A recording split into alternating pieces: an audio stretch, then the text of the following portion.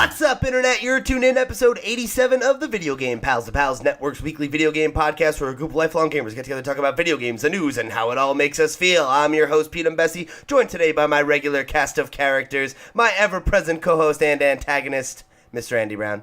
Oh, hi. I'm not Pete this week. Last week I ran with the Pete's dead on Pete, so you can be Pete again, and I'll be me. Yeah, so here's the question. What did you have to place in a pentagram to summon me back from the nether realm? Oh, that was easy. Some drumsticks, Smash Brothers, Celeste is the game of the year 2018 sign, like you're picketing at a march with it. Okay. Yes, that's solid. All right, it explains why I'm back on this mortal coil. Honestly, I'm surprised that I wasn't resurrected by our resident necromancer, Mr. Robert Thompson. Well, a good necromancer doesn't need to be, acknowledged for his deeds. So, it's possible Andy did some stuff and I may have too. But I'm not so pompous as to claim I did everything. What kind of necromancer doesn't want to be acknowledged? The one who, because he's necromancer, doesn't want to be found out. True genius doesn't need to be recognized. How do you... swear, I'm gonna summon an army of skeletons with, no, I'm gonna keep it on the down low. I'm low-key about it. That's the thing, man. You gotta be on the down low till the army's fully done, so 2018, look out. It's coming. Good lord. And the paladin I'm surprised was okay with all of this, Mr. Sean Bartley. Yeah, well, doing this show for so long, I'm just letting things slip by. It's like my values have started to erode. Sadly, yes. Sean's like the gray Jedi of Paladin. That's not an insult, man. Gray Jedi rock. I don't take that as an insult at all, quite frankly. Yeah, I'm just saying you flirted with some darkness. Wow, Andy. All right, save the Star Wars hot takes. What sucks? What sucks? Gray Jedi, Kreia, KOTOR 2. Whoa. Dude, you could have left it at one. Oh my god. You're digging the hole way too quick. I'm not even going to honor you with my time because that is so insanely dumb that I know it's not a real take. So, just going to move on. Oh no, I stand by all of those. Have you played KOTOR 2? I have. And you beat it? I beat it before I knew the restored content mod was a thing. 10 years ago. And you think Kreia's a bad character? I do. I think Chris Avellone doesn't get Star Wars and shouldn't have been allowed to write a game about You don't get Star Wars. Are you out of your mind? Oh no, I've just seen the movies. I don't need to do both sides are the same. That's not what was said. You fundamentally misunderstood. You know what, Pete? Go right ahead. All right. Okay. Well, I stepped on a hornet's nest I was not expecting, listeners. But I'm gonna segue us into the what we're playing this week segment because I've been playing a lot of games this week and a lot of new games this week actually. But the first one, I don't know. I actually can't remember if I've brought it up on the show yet. But I did pick up the Spyro Reignited collection. And I have been putting way more time into this than I thought I would. I'm so into it right now. I haven't played Red Dead in weeks. You're never beating that game. It's just funny because I constantly have this, itch of just, man, I really want to get back to Red Dead. But then I just pick up Spyro again. I get that. I don't know, man. It's nice. It's been a nice, light, nostalgic stroll down memory lane, And there's no stakes. It's just a nice classic little collectathon with Tom Kenny's voice acting. I'm all about it. How's the remaster? Is it as good as the Crash ones? Unfortunately, it's not. I like the visual style for the most part. There's some people who I've seen kind of complaining about some of that stuff, but I think for me the one thing that I've noticed is that it definitely has some frame rate issues. There are times where between how much is on screen or the draw distance and stuff like that. The original Spyro did a really good job of not always letting you see things, but letting you see like the glimmer of stuff, so that you're like, oh, there's something there, I need to get closer. Whereas this game gives you the full draw distance of some of these very long maps. And sometimes when you're like running in a circle or like trying to spin the camera, like I have noticed some like hitch in the giddy up, That's a bummer. which is a bummer. But it hasn't been enough to impede my enjoyment of the game. Like it hasn't impacted like my actual moment to moment gameplay in any significant way.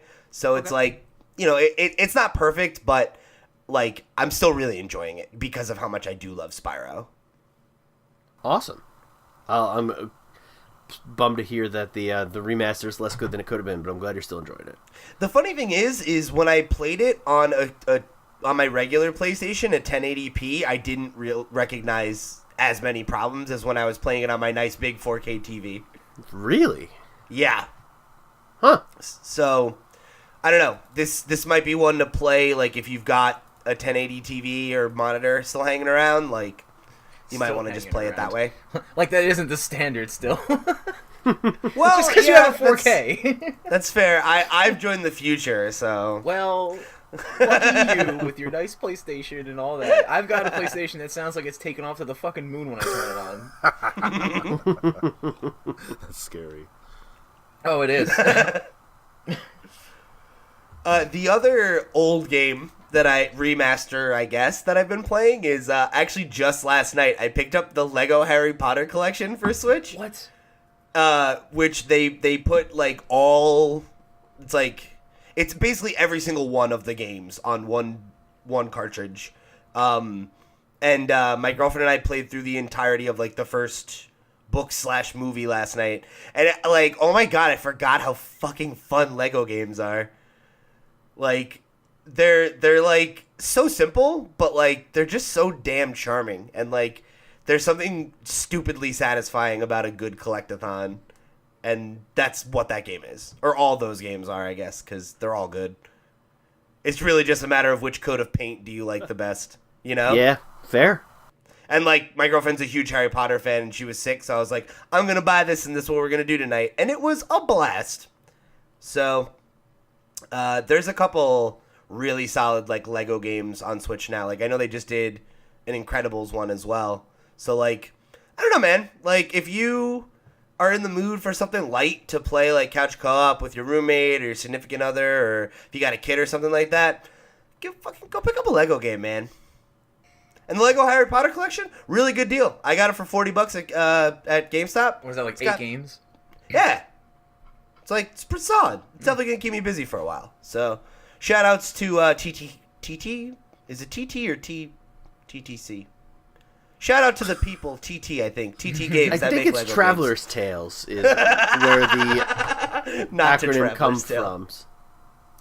And then But just the I don't last know. game I wanted to shout out was this indie game called Moonlighter that I got as a nice. yeah. We talked about it on the show a while Yeah, ago. yeah. It's like a roguelike game where like you play a shopkeeper and you have to go into like randomly generated dungeons to like get loot that you then sell in your shop. But you also need to like balance, do I use this loot for like to get income, or do I use it to craft items and improve my character?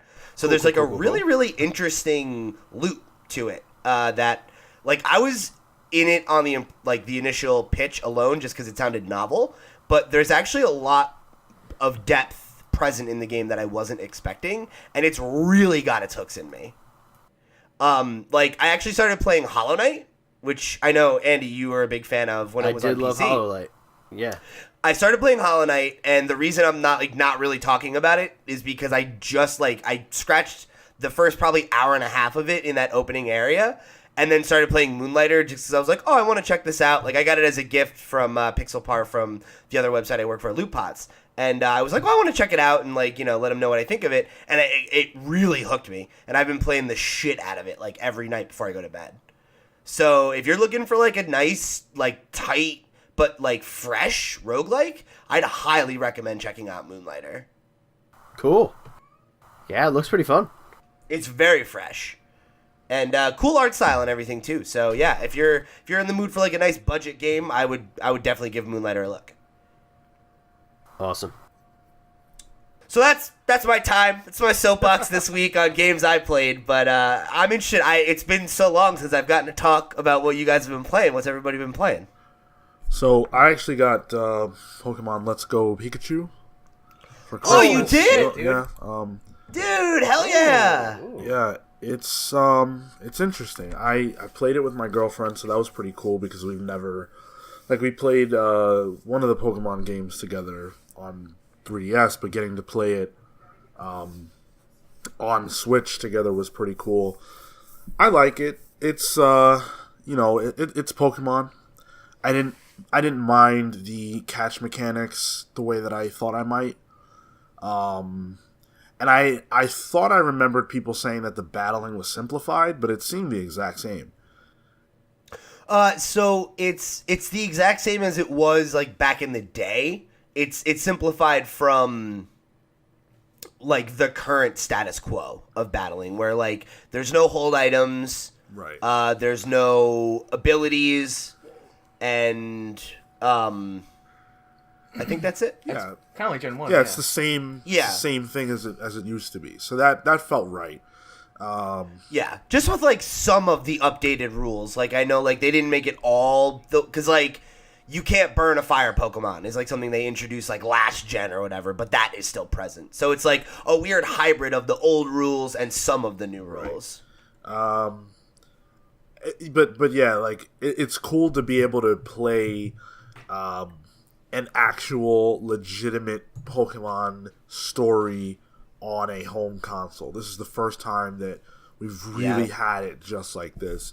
Obviously, the catch mechanics make it so that it's not exactly like what we would consider to be a traditional Pokemon game. But if the next Pokemon game had those same mechanics, I don't think I would say boo about it. I think it'd be all right. It's not that big of a deal. I don't know that I'm going to finish this game just because like I've played the original Pokemon 50,000 times already. And I don't know if I care to do it again. But and plus with Smash out, like I'm more intrigued by that. But it's good. It's good. I think it all the criticism, all the hate that we that the game received before it came out, completely unwarranted. The game is good. Yeah, I think even with some of the complaints you could have with it, like it's a rock solid experience, and it's one I'm glad I had. Like I really was not sure I was gonna, like you, Sean. I was not sure I was gonna want to replay that story again, but it really got me. Like it really like struck a good nostalgic chord with me, and like I wanted to see it through to the end, and I was like excited to get to like catch Mewtwo and do all that stuff. Like I was really looking forward to that, and once I did that, I was done with it. But it got me to that point. One complaint that I did have is it's very easy. That's my biggest problem. See, and you playing it 2 players, it totally breaks It's the game. unbelievable how bad it breaks it for 2 players. Wait, what do you guys Like mean? when Thompson and I. So You're playing with your girlfriend, right? Well, like we're just sitting on the couch together and like Oh, I thought you were like doing the battles together. you weren't actually both No, playing? I didn't even know you could do that.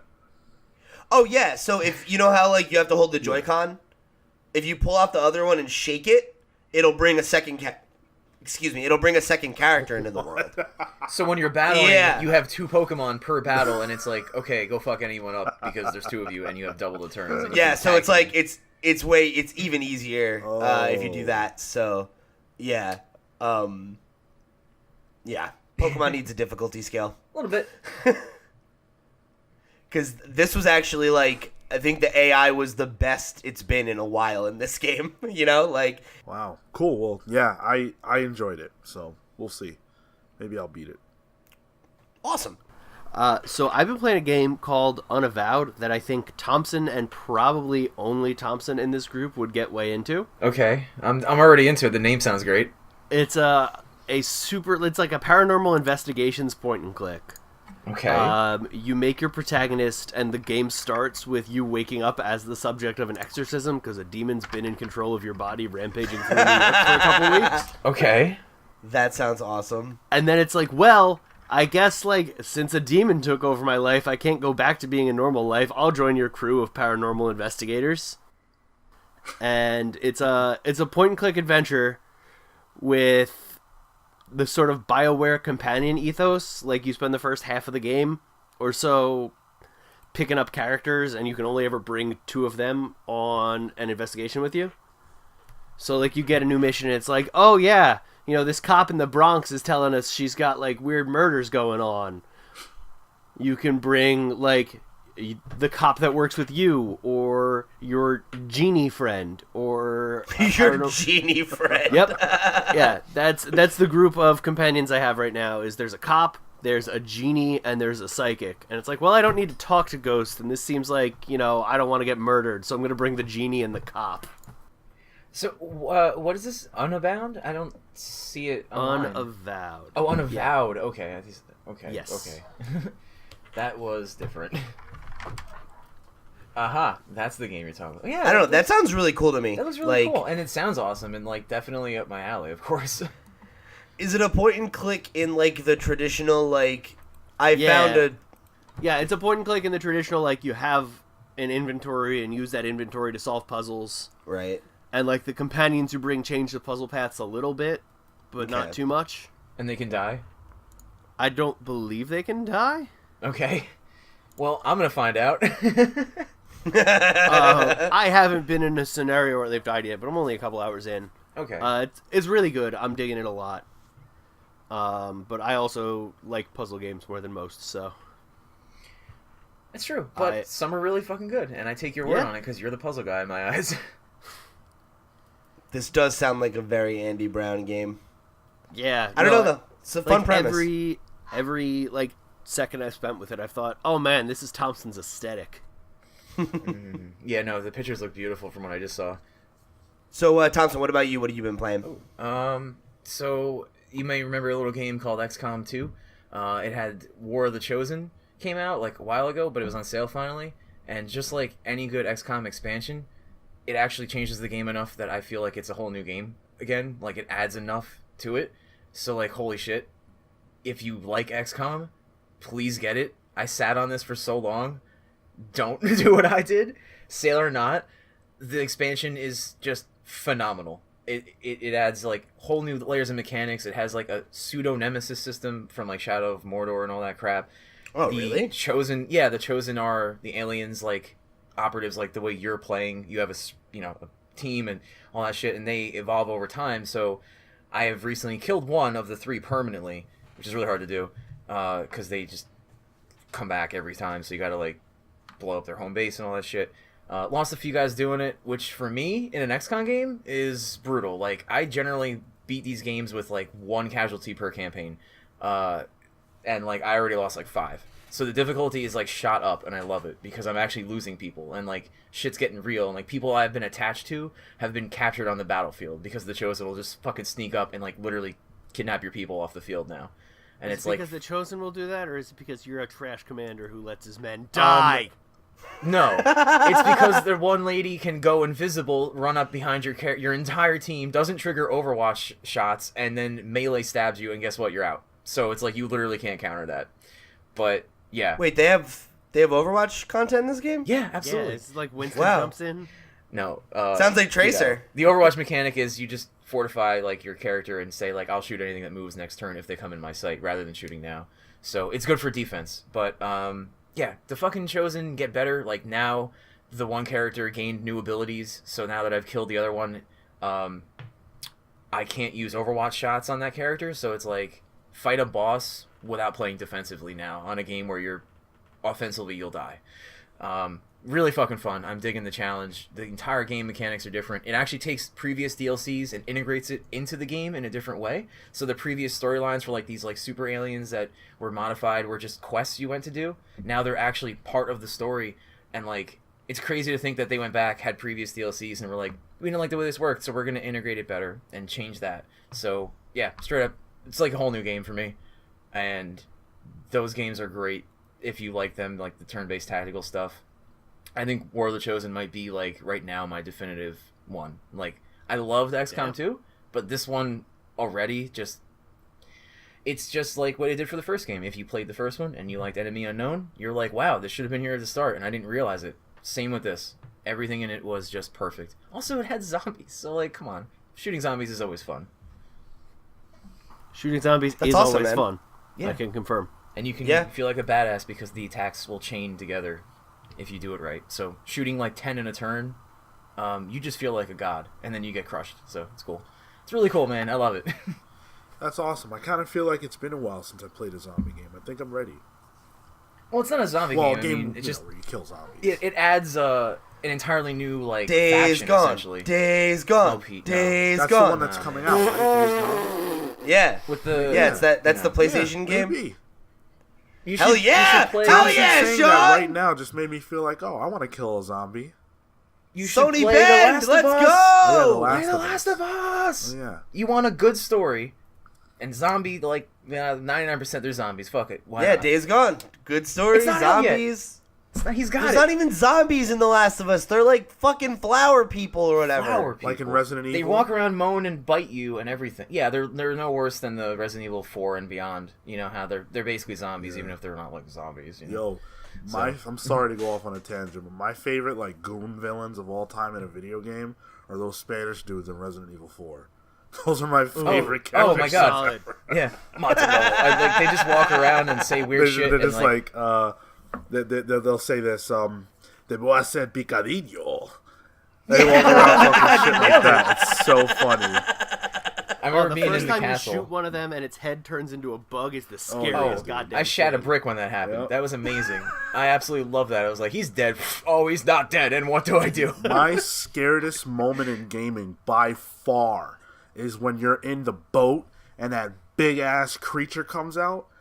Oh, I was fuck playing that on the Wii with the the handheld Oh my god, yeah. in the dark at 2 a.m. and I lost my mind. Oh my god.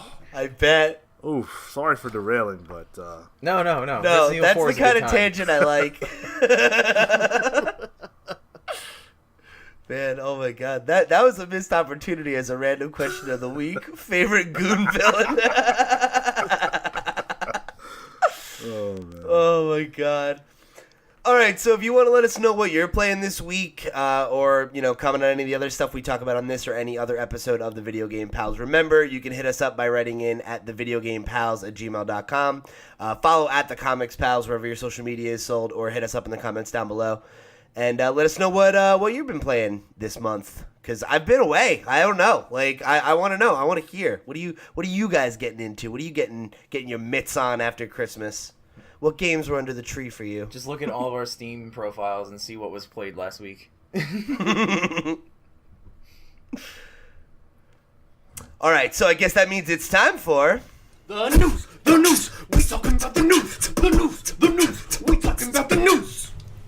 All right, so we've got 6 items on the news list this week, and kicking things off, Celeste is getting one final update before Matt Makes Games announces their plans for the future.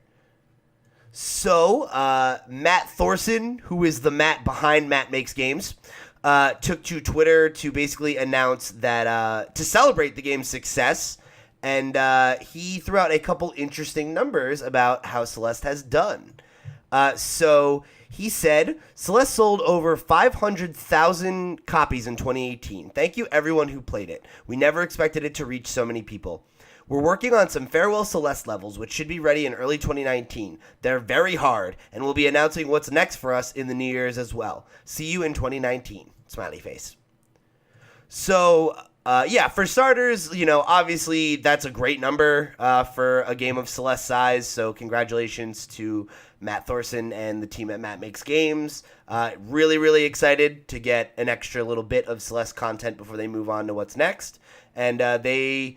I was familiar with them beforehand for what was that multiplayer game that they Towerfall, I think. Yeah. Either way, I was familiar with Matt Makes Games before Celeste, but they made a fan of me, so I'm very excited to see what is next from them. But it's cool that Celeste is getting one little final farewell before they move on to the next thing. So this is my last opportunity here to plug Celeste before we stop talking about it, probably forever. So you guys should go play Celeste. If you got an Xbox, if you're one of the 3 people out there with an Xbox One and Xbox Live Gold, Celeste is free in January. So I'm looking forward to picking it up. I'll talk to you about Celeste in January, Pete. Don't worry. Yes, I get 2 more chances to talk about Celeste. Hooray! Well, Pete, make me play it, then we'll have to talk about it. Boom. Maybe we'll do a pals play. But yeah, seriously, if you're a fan of platformers, you should really give it some of your time. Check for it on sale if you're not willing to shell out the full price. It's well worth your time. So, moving right along, those who decided to skip the PlayStation Classic due to the system's hefty price tag and poor reviews might want to give the failed mini console a second look, as it is now currently on sale and has been for about half its original asking price. So this is as much a PSA for you if you want to go pick it up as it is like a, whew, this is not doing hot. But so the console released on December 3rd to negative reviews, as we reported, and it's clearly struggled to sell because the thing is marked down. I've got a link to a GameSpot article where it's available on like 6 or 7, 8 different retailers at $60 or lower. $55 is the lowest I've seen it right now, so which is nearly half the original asking price of $100. Yeah, that's oof. I was at the mall the other day and I saw like stacks of them with now available at $60. It's like, oh. What's actually like? I haven't really read their negative reviews. What is the problem with it? Is it just the price, or? So I think it was a kind of a cocktail of it's too expensive. People were not super satisfied with the library, and some of the games that they chose were, I think, and Andy might be able to help me fill in the blanks here, but it was like the PAL versions, and they were like not super well optimized. Like it was just all around not a great package. Okay. But I personally am thinking about picking one of these up now that they're so cheap and seeing if Andy might help me crack it open and see if we can't load in some, some of my totally... Well, I own all the games I want to play. Yeah, if you own all the games, we will legally dump the discs and put them on your PlayStation. And I own like every good game on the PlayStation 1 that I feel like playing. So all I really want to do is dump all my PS1 games and throw them on an HDMI capable device. Do you own Symphony of the Night on the PS1? Because you don't own all the good games if you don't have that. So that's true, but we could just get the pack that comes with Rondo of Blood. No, or you could just take mine pre-greatest hits copy worth like buttloads of money that I still play. What there we go. So there we go. I'm just gonna get your one. Then no, you're fine. Not. That's what I'm saying. You gotta get your own. You gotta You gotta represent Castlevania life. Wait, why'd you offer him to have yours and then just say? So was it because just to snatch it away? I offer and I taketh away, so he can know the glory of having a copy. Some greedy little shit. I fucking All right, fine. Either way, this is so intriguing because I think that this has to be in like the top 5 fails of 2018, right? Like this little thing. Yeah, I didn't expect it to. I mean, it's PlayStation Mini. Everything else, it was like, what the fuck, right? Everyone wants the minis. You wouldn't expect it to be bad. Then you hear it's got like PAL versions and shit. Like, what the hell? I think it's just funny because like the like when you look at the whole package here, right? Like before Nintendo, every one of these classic systems sucked. Yeah. And now, like, Nintendo came out and did it well, so we're like, oh, they can be good. Yeah, so I don't know, like, it's funny because I was surprised that this was such a fumble, but like maybe we shouldn't have been. I mean, yeah, everything else, the plug and play Jack specific things, they're shit, right? Mostly. But Nintendo comes out, makes a good couple of them, and I think obviously PlayStation was like, fuck it, we're gonna get on that. So I thought we just were maybe deceived into thinking, hey, this is what people are gonna do now, but I don't know, man. But this is Sony. Like, you expect that if Sony or Microsoft or Nintendo are putting their muscle behind anything, that's going to come out quality. At least enough, yeah. Let alone something. This is extremely simple. Like, when you really think about it, what were they charged with? Taking games that people loved 20 years ago and putting them all on a console. What's so hard about that? Like, technically speaking, I have no clue, right? Because I don't make these things. But just the idea of it, and then you put the money behind it and make it work. If Nintendo can do it, why can't Sony do it? No, like, you're definitely right. Like, even, I'm obviously not a tech guy either, but it's super simple. People do it all the time with Raspberry Pis, or like, and I know Andy and I don't even remember if we talked about this specifically on the show, but the emulator that they used, they didn't even make. You know, like, it was already available PlayStation emulator that's the most popular, well-optimized one. Me? So they didn't even... Wait, no, didn't even make it? So no, they didn't okay. even make it, and it's open source, so they didn't have to pay for it. Oh my They god! Okay, so yeah, so literally that they sucks. just took this already complete piece of software, and all they had to do was dump ROMs in it, or ISOs, because it's ROMs are only for cartridges. But either way, like, the fact that we have PlayStation 1 classics playing on like PS3 and everything, like, it's doable. It's super doable. Yeah. And like, I don't understand. I don't understand why it was such a misstep, especially because it's a thing that nobody was asking for, and they had every opportunity to get it totally right. Just blow us out of the water with something great, you know? Well, when they started doing these, my first thought was, I want a PlayStation 1. So Yeah, me too. I definitely think that there was a market for this. And they bungled it. Like, how? If I had to guess, it's because it was all the libraries weird and bad, right? If I had to guess, they just didn't have the relationships that they could pull in those third-party games. Like, they could reach out to... Does Activision own Crash? Yes. Yeah, they could reach out to Activision and say, hey, we're making this thing, we want to put Crash on it. You know, it's going to retail for $100, we'll give you your cut. And Activision's like, oh, we're making the remastered collection, so no. And like, I'm sure that was part of it, but I mean, like, it wasn't just the issue of like the library. Like, it would be one thing if it was just like, oh, it's missing games like Crash and Spyro. But the fact that it's like poorly optimized and that it was like not even like, it's not even like feature protected. Like, you can put in a code and activate the emulation menu, and all you need to do is plug in a USB and load games on it. Like, they didn't even make an effort to make it like a well done piece of software. Whereas, like, you look at, like, to Sean's point, the NES and the SNES Classic, and I like, the first thing that Thompson and I said when we booted them both up is like, holy crap, it just looks so nice. Dude, the package is so nice. There's so much love and care and attention put into it. It's well optimized. They put in all these great quality of life features. And the controller just felt like it came out of 1985 or whatever, you know? Like, it's like the moment you started playing it, there's like that spark comes back, you know what I mean? Like, it really was there, you know? It was on point as much as it could be. It's an experience, yeah. It did a great job. It's just a shame that there's this huge missed opportunity. I'm looking at the games list now, and it's like there's only 12 games, and like, yeah, some of them are pretty good. There's Metal Gear Solid and there's Resident Evil and all that, but like, we've had Resident Evil and Metal Gear Solid redone on other things all the time. You know what I mean? And there's only 12 games, and these aren't bad games by a long shot, but like, I can see now for $100, 12 games, probably you got access to at least half of these somewhere else. You know, I don't know. The minis from Nintendo were kind of like, yeah, I might have access to them, but this is a nice way to get to them because there's a bunch and they're of them cheap. And, like, it's super easy and it's good. It feels you know, good. like they're $60, or the one was like 70 or whatever. But like $60 is what you pay for a boxed game. Yeah, that's like not unreasonable for a console with 2 controllers and like 30 games or whatever. All, you know, like, for sure. I didn't feel like those when they asked for that price, I didn't feel like that was unreasonable.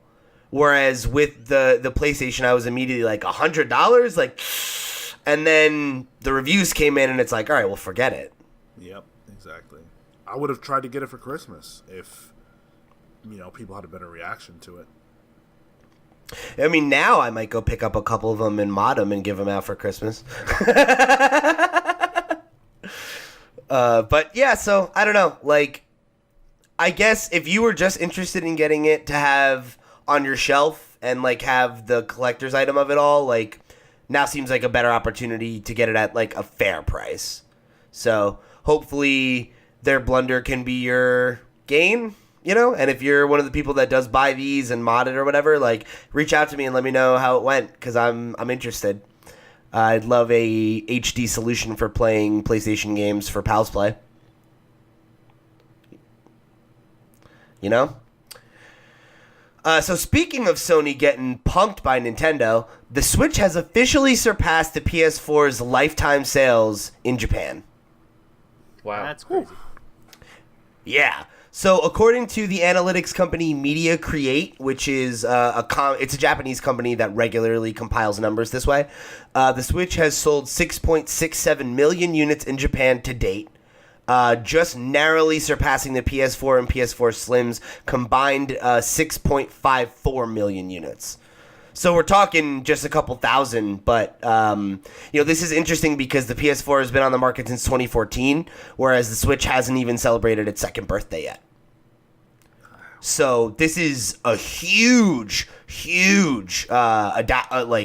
rate of adoption. Which I guess isn't super surprising when you think of, like, what Japan's gaming habits are like and how popular the 3DS and the PlayStation Vita have been over there. Switch is a natural evolution. But yeah, still obviously a major achievement. Yeah, I mean, hats off to them. I don't look at this as... I look at this as Switch just being great. You know, Switch being something that... has really caught fire in a big way because it's quality. I don't look at it necessarily as, like, the PS4 being bad or anything like that. I think... Oh, no. PS4 is a great console. I just think Switch is very unique, and it provides something different. We've talked a lot about the Switch and why people enjoy it so much. I think the portability really matters. Really matters. This is what I think Sony wanted, like, at least in my mind. I could be totally off base. I think this is what Sony would have liked, like, the PSP to be. That portable, like, almost console. That was, like, the original tagline for the Vita. Right. It was console quality gaming on the go. Yeah. I remember being so excited for that when I was a kid, and then I just never bought it because I realized, like, wait, there's no way that's not going to happen. They're not gonna. It's not gonna be 1-to-1. It's not possible. But with the Switch, it is possible, and that's cool. I don't like it non-docked at all. In fact, the other day I was raging because I wanted to dock it, and I was struggling to get it in the little hole. And I was like, "This is bullshit. It should just always be docked." But that's so crazy to me because I only play in handheld mode. Yeah, me too. I know. People who feel like that. It's just funny because Andy and Thompson only play in handheld mode. You only want to play in docked mode, and I'm, like, always going between the two, depending on what I'm playing. Right. It's beautiful. But it's the perfect fusion, and it's the only time we've ever gotten this right, and it's clear that this is what gamers have always wanted, and gamers around the world are uniting around the Switch. Especially Nintendo gamers. Sure. Because, like, if you're a Nintendo person, like, handhelds have been part of your world, Like, if you're somebody like me, since you got on the scene, my first console I ever owned was a Game Boy. So it's like I've always had a soft spot for handheld consoles, and I know Andy's the same way. So, like, yeah, for me, it's like the Switch it's not just the perfect console for the way I like to play games, it's the perfect console for the way Nintendo makes games. And, like, to not have to split their resources across two systems has obviously paid major dividends for them because they've had a fucking Nintendo original game every quarter since the Switch has been out, and that's never happened before. Right, and not to mention the fact that, like, in the earlier years, if you wanted to play, like, a Mario game, for example, they had really good Mario games on handhelds, but you couldn't get that Mario 64. You couldn't get that Mario Sunshine. That was core console. Now, you can get the Super Mario Brothers 2D side-scroller type game, but you can also get the Mario Galaxy type game, and you can play that on the go, on mobile. That's incredible. Yep. And, like, Smash Brothers, like it's literally, or Mario Kart, like there have been mobile versions of both of those games before, but you've never been able to do like, you know, like I'm about to go on a vacation with my girlfriend in January, right? And you better believe that while we're waiting for our plane, I'm gonna be pulling out the Switch, throwing up that kickstand, and we're gonna be fucking doing some Smash duos, you know, like for sure. And on the plane and all that kind of shit, like it's the Switch is just such a perfect console if you're a person that's on the go, you know? Because, like, I'm that asshole who, when I travel, I would bring my PlayStation 4 with me so I can play whatever game I'm playing at night. I don't have to do that anymore. Sometimes I still do, like with Spider-Man or whatever, if there's a game I'm really intimately invested in. But, like, with the Switch, it's like, it's so easy to even grab your dock and throw it in a bag and go to your boy's house or whatever and fucking throw down or whatever, you know? And, like, that's... Or, like, when I go to the movie theater, I'm doing that shit. You know, like, we're sitting in the theater waiting for the movie to start. Let's play Mario Kart. It's like, that's wild. And I love it. It's fucking great. So, I agree, Sean. Yeah, I think it's clearly that the Switch is succeeding because it's awesome. It's really well developed and well designed, and they put a lot of thought into it, and it's fucking great. But I think its success in Japan, it's like... It's just so clearly the perfect console for the way that Japanese gamers like to play. As the expert on the East, Pete, why don't you explain to me what you mean by that? Well, it's funny because this is actually an area where I am an expert. But no, I mean, so in Japan, generally speaking, handheld consoles perform much better than their home console variants, because in Japan most people live in, like, well, at least when you're talking about like cities and stuff like that, right? Like homes are small. Like most people have smaller apartments, so like they don't often entertain at home. Like time spent with friends is generally in public places. So that's why games like Monster Hunter that on the 3DS had that hotspot multiplayer shit popped off. You know, like Monster Hunter is a huge deal in Japan, partly because of that reason, and because it was a game that you could easily be like, oh, I'm on the train on the way to work. Let's see if anybody else is playing, and I can jump in a group or whatever and do that kind of gameplay. That's the kind of games that Japanese gamers tend to gravitate towards. And that's why, you know, this the PS4 has sold 86 million units worldwide, and only 6 million of them are in Japan, which is the country where it was made, you know? And we've sold 4 times that, I think, roughly, in the States. There's like 20 or 30 million in the United States. So it speaks to the fact that, like, and like, right, like a week or two ago, the Switch surpassed the Vita's lifetime sales. So I want to put that in perspective. The Vita, which everybody thinks, oh, was a total failure, there are about as many Vitas in Japan in the wild as there are PlayStation 4s. So that's the way that they prefer to play games. And there are, like, societal reasons for it, and, like, you know, just the fact that the whole country is, like, mostly based on public transportation. You have a lot of opportunity to sit down and play a game, you know? So the Switch just seems to be, like, totally made for that market, but is also obviously perfect for us here, you know? If you live in an urban area, you're probably experiencing the same thing. If you live in New York City, probably a pretty similar situation. You know, if you're traveling every day and you have a small apartment, it's like, well, it's great to have something on the go. Thank you for that succinct explanation, Peter Yoshida. You're welcome. Oh, no, I'm sorry. Arigato. Oh, man. It's just like one of my Japanese animes. So now for something completely different. Jack Black has launched a YouTube gaming channel.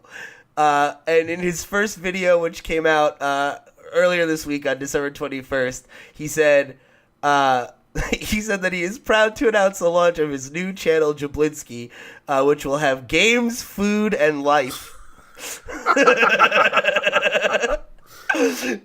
So in this video, which if you haven't checked out, you should absolutely be watching, Jack Black's already got 5.5 million views, and his channel celebrated having over 1 million subscribers before he even posted his second video, which was a video thanking people for the 1 million subscribers. If you check out one of the it's like the top pinned comment on the original video, it sounds like it's a collaboration with his son. And Jack's, he has a quote where he says, he's holding me hostage and I can't be Tracer. So it seems like Jack Black is collaborating with his son on a YouTube channel.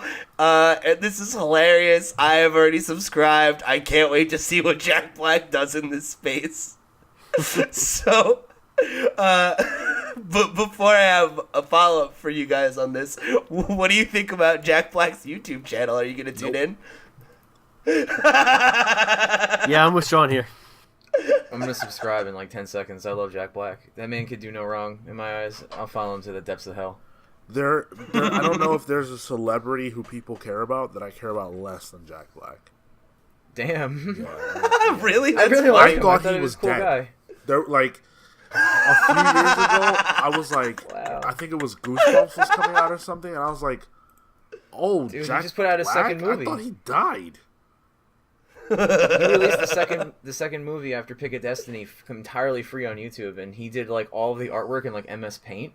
So it's really bad and it's on purpose, but it's amazing. It's a really cool movie, and he just released it like this year. Yeah, I don't know, man. He's it's like he might think he's dead, but the man's always been doing something in the background. You know what I mean? I just can't get with that, man. I don't know. Well then, Sean, my random question of the week is perfect for you. All right. What celebrity would you like to see launch their own YouTube channel? Oh, you thought this was perfect for me? I guess you don't know me. I don't give a shit about celebrities, and no one should host a YouTube channel. Leave that for the people. No one? No one. No celebrities. Leave that for people like us. Because, you know, I don't care what games celebrities play, to be honest. I got out of that phase a long time ago. And the only time I really cared was when I found out that celebrities played World of Warcraft. But, yeah, I don't care what celebrities do on YouTube. They should not even be on YouTube. My man with the spicy hot takes. See, it's still perfect. I got what I wanted. It's fire. I got heat. So Thompson, you're already satisfied with Jack Black, but Well- if you had another pick, who would it be? Easily Danny DeVito. There's no way in hell I'd watch anyone but him first if he was there. He's my number one pick for most things, so I would watch Danny DeVito do Let's Plays. I'd watch him do just about anything. I don't care. He wants to just do nothing. You can sit there and watch paint dry. It'd be fucking hilarious. I have that like a live feed on my phone. Like I could be working and be like, "What are you watching?" Danny DeVito watching paint dry. You know how fucking great of a topic that is. All right. What about you, Ando? I'm going to take Sean's answer, but with different reasoning, and say nobody, because I wouldn't watch it anyway. Some hater ass haters. Andy with the spicy hot takes. Thank you. It's not really that spicy. This is the thing I've made known. But Yeah. if I did have to get one celebrity, I would want to get Sam Waterston from Law and Order. Just Sam Waterston doing like really like fucking laid back Let's Plays. Just doing like a really laid back Sim City Let's Play. I've got an answer. If I've got to give an answer, it's a random question. You know, we don't know about all these. My answer is Denzel Washington because I wanna hear Denzel Washington say inspiring things every day. I just want to hear what he has to say about life and what he's thinking, and that's it. I want to hear him talk. I want to hear Denzel's thoughts on life and Fortnite. Hopefully he doesn't talk about Fortnite, because if he does, I'm unsubscribing. But Yeah, that's a deal yeah, breaker. I don't want to hear him Denzel's- talk about games. I just want to hear him talk about Yeah. It's not bad. You don't want Denzel's hottest Smash tips? Yeah, because those are probably really good. How funny would it be if you just like found like Denzel Washington announces he's starting a YouTube channel. He's like, I'm actually really deep in the pro Smash scene, and I've been training for years, and like I'm ready to unleash my skills. That would be hot. Actually, something like that happened. Lupe Fiasco, as it turns out, Oh, yeah, is, like, right. way into Street Fighter, and he actually like kept it on the low for a long time. Except in his music, you could hear the references, but then he like put roots in the scene, and he ended up having a feature match with Daigo, and he got See, this is what I'm completely talking bodied. about. But But Of course he did. it's like when they let CM Punk fight in the UFC. It was just for show. yeah. Lupe is probably much better than the average person, but those people are like, that's their life, you know? Yeah, while he's busy making music, they're busy fucking... Actually, I'm sorry. While he's busy making beats, they're busy beating ass. That works. Sure. There's something there. That was. Tried. So for mine, I had two thoughts on this. My number one answer is it's got to be John Mulaney for the same reason that you threw out Denzel Washington, which is just I would really watch John Mulaney do anything. You know, I feel like him and Nick Kroll could definitely throw out some quality. I'm not even a Nick Kroll guy, but they're friends. They could throw out some quality Let's Plays, I think. But I think it would actually be funnier if it was, and he's already in online media, but oh crap, hold on. I'm blanking on his name. It's the guy, he's the voice actor who does Talkin' Tunes. Rob Paulson. Rob Paulson is like a great voice actor. He's like got a really good podcast, and he like you'd know him from like Animaniacs, and he's done several of the Teenage Mutant Ninja Turtles, stuff like that. Like he's all over the place. I think him doing a series where he exclusively played like narrative games with dialogue where he did all the voices, I would definitely sign up for that. I play that game. So, yeah, if you want to let us know which celebrity you hope joins the fray and does a collab with Jack Black, let us know, and all the ways I mentioned above on how to contact us. But in celebrities I wish would just go away news, Soulja Boy Wow. is not afraid of nerds or Nintendo, but he probably fucking should be. Because Did you say actually he's not afraid of nerds? He said he wasn't afraid of a expletive for homophobic slur nerds. That's what he said. Yeah, so if you guys haven't been following this story, I don't think we've touched on this yet on the show, have we? I don't think we have. Yeah, I don't think we brought it So up. I've been just waiting for it to like reach peak ridiculous, and I feel like him going on a tweet storm, like this was the time for me, and it was a slow week. So if you haven't been following this, Soulja Boy has released a video game console. I think 2 now. 3. That are 3. Okay, that are Or maybe literally even 4. just. And either way, I got an article that links to it with all the information. He has basically bought these Chinese knockoff consoles that have games preloaded in them, put his name on them, and then is selling them at a markup. Excuse me. And then, yeah, and he's been doing this shit for it's probably been like about a month. It's the Chinese Shenzhen Yamling Pro 4K console. And then basically he threw out this huge like thing of tweets that he's since deleted, where he's like, basically he goes, Nintendo ain't gonna do shit. And critics don't know how business works, LMAO, nothing is gonna happen. And he also said that those making YouTube videos criticizing his consoles should eat a dick.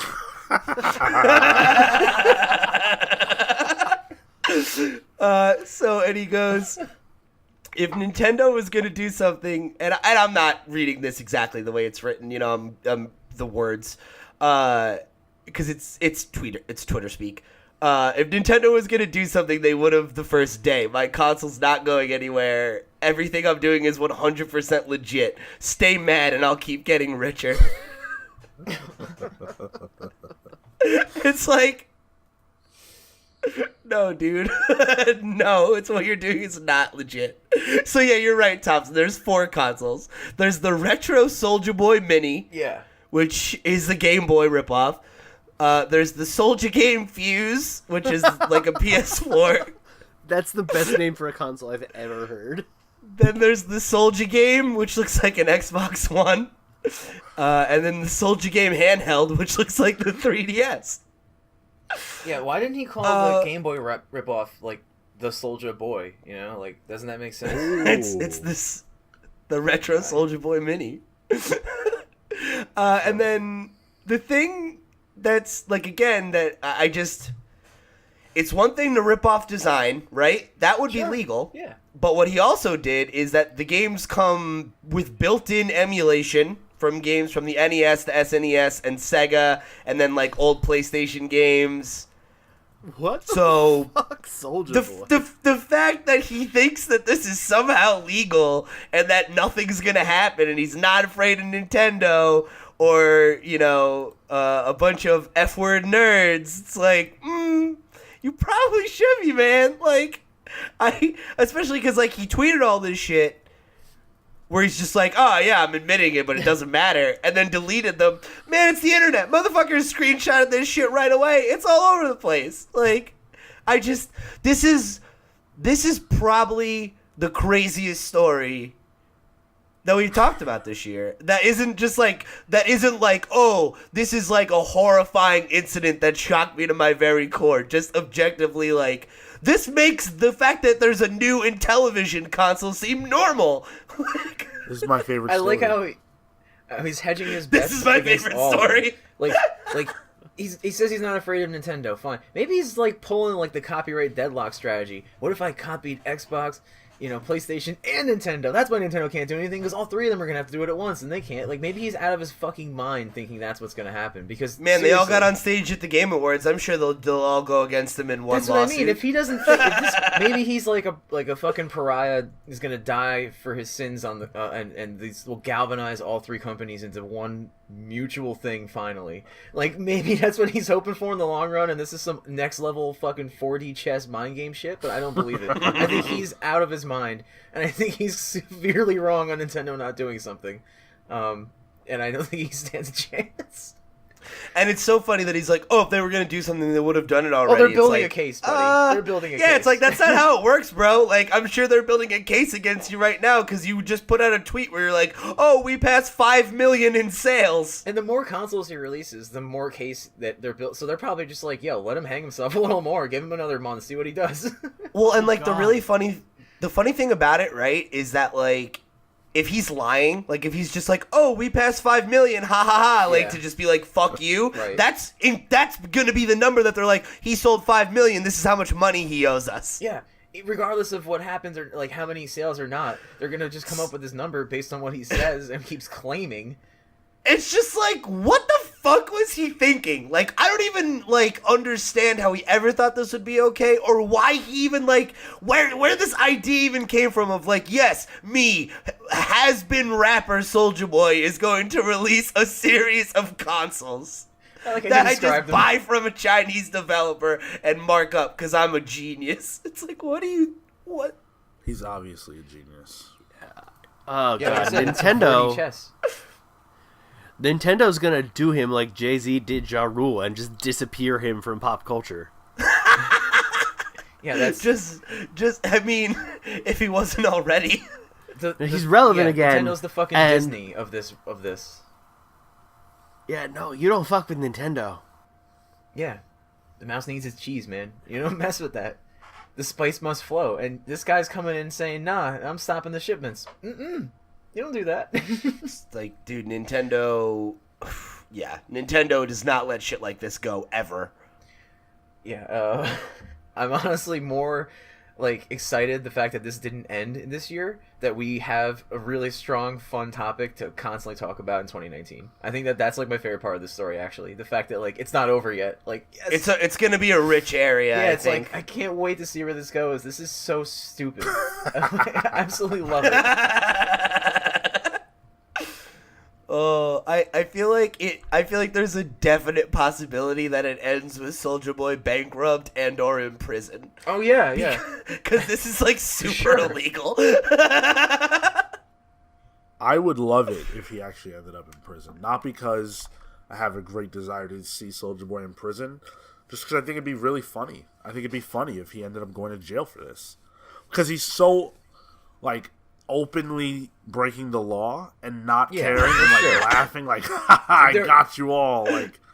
He's like, you levels. Idiots, you don't know how business works. There's levels to this kind of scam shit, and like people do kind of shit like this all the time, and like nobody really like, you know, gets the band hammer and goes to jail, but this dude comes out and he's like, not only am I doing it, but here I'm gonna brag about it, I'm gonna rub it in your face, and he's gonna be like, it's just funny shit about it.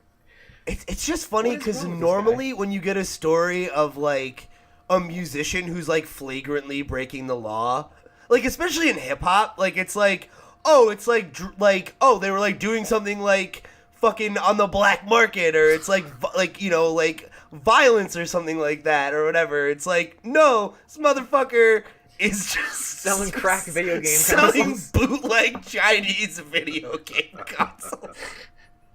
It's like the least tough crime that you could be convicted of. Soulja Boy's the least tough rapper, so it makes sense.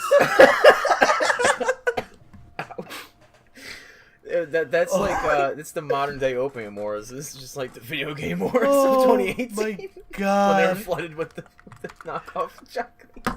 It's just like, you're fucking killing me with this. Let's understand also that Soulja Boy is 28 years old, so he's my same age. Wow. Yeah, dude. I mean, he was like our age when, you know, like I remember when the song came out. He was like 16 or whatever. Yeah. Holy shit! I did not know that. I thought he was 28 when he released the song. Can you imagine, like, you're 16.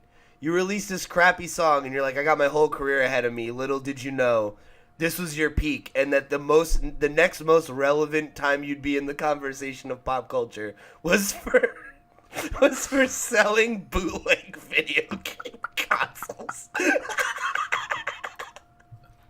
love this story so much. Oh my God, I'm ready to watch him roll right into jail. So did you say how this sort of ended? Maybe I missed it. No, like there's no like resolution yet. He actually has taken his stuff down, and he sent out a tweet last night or yesterday that says, "I had to boss up. I didn't have a choice. It's over." What? And the first reply is the DJ Khaled thing of him saying, "Congratulations, you played yourself."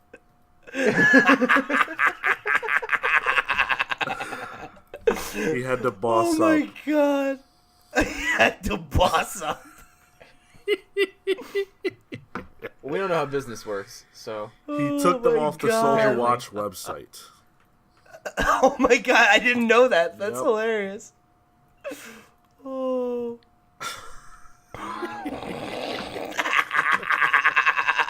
This is my favorite. I can't fucking stop. Oh my God. Wait a second. You have to see this right now. Hold on. I'm sharing it in the, it's in the Hangouts. It's there. Oh my God. Oh no, Sean, what are you about to...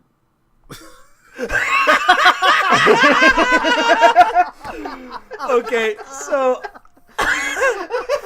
awesome. This picture, it's the tweet of Soulja Boy saying Nintendo ain't gonna do shit, and then it's just a picture underneath it of a bunch of Mii fighters from Smash.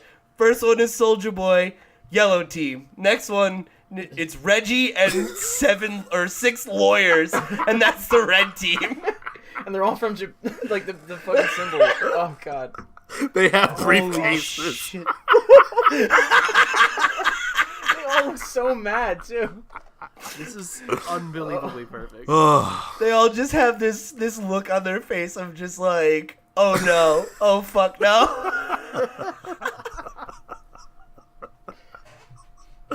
They're literally called lawyer.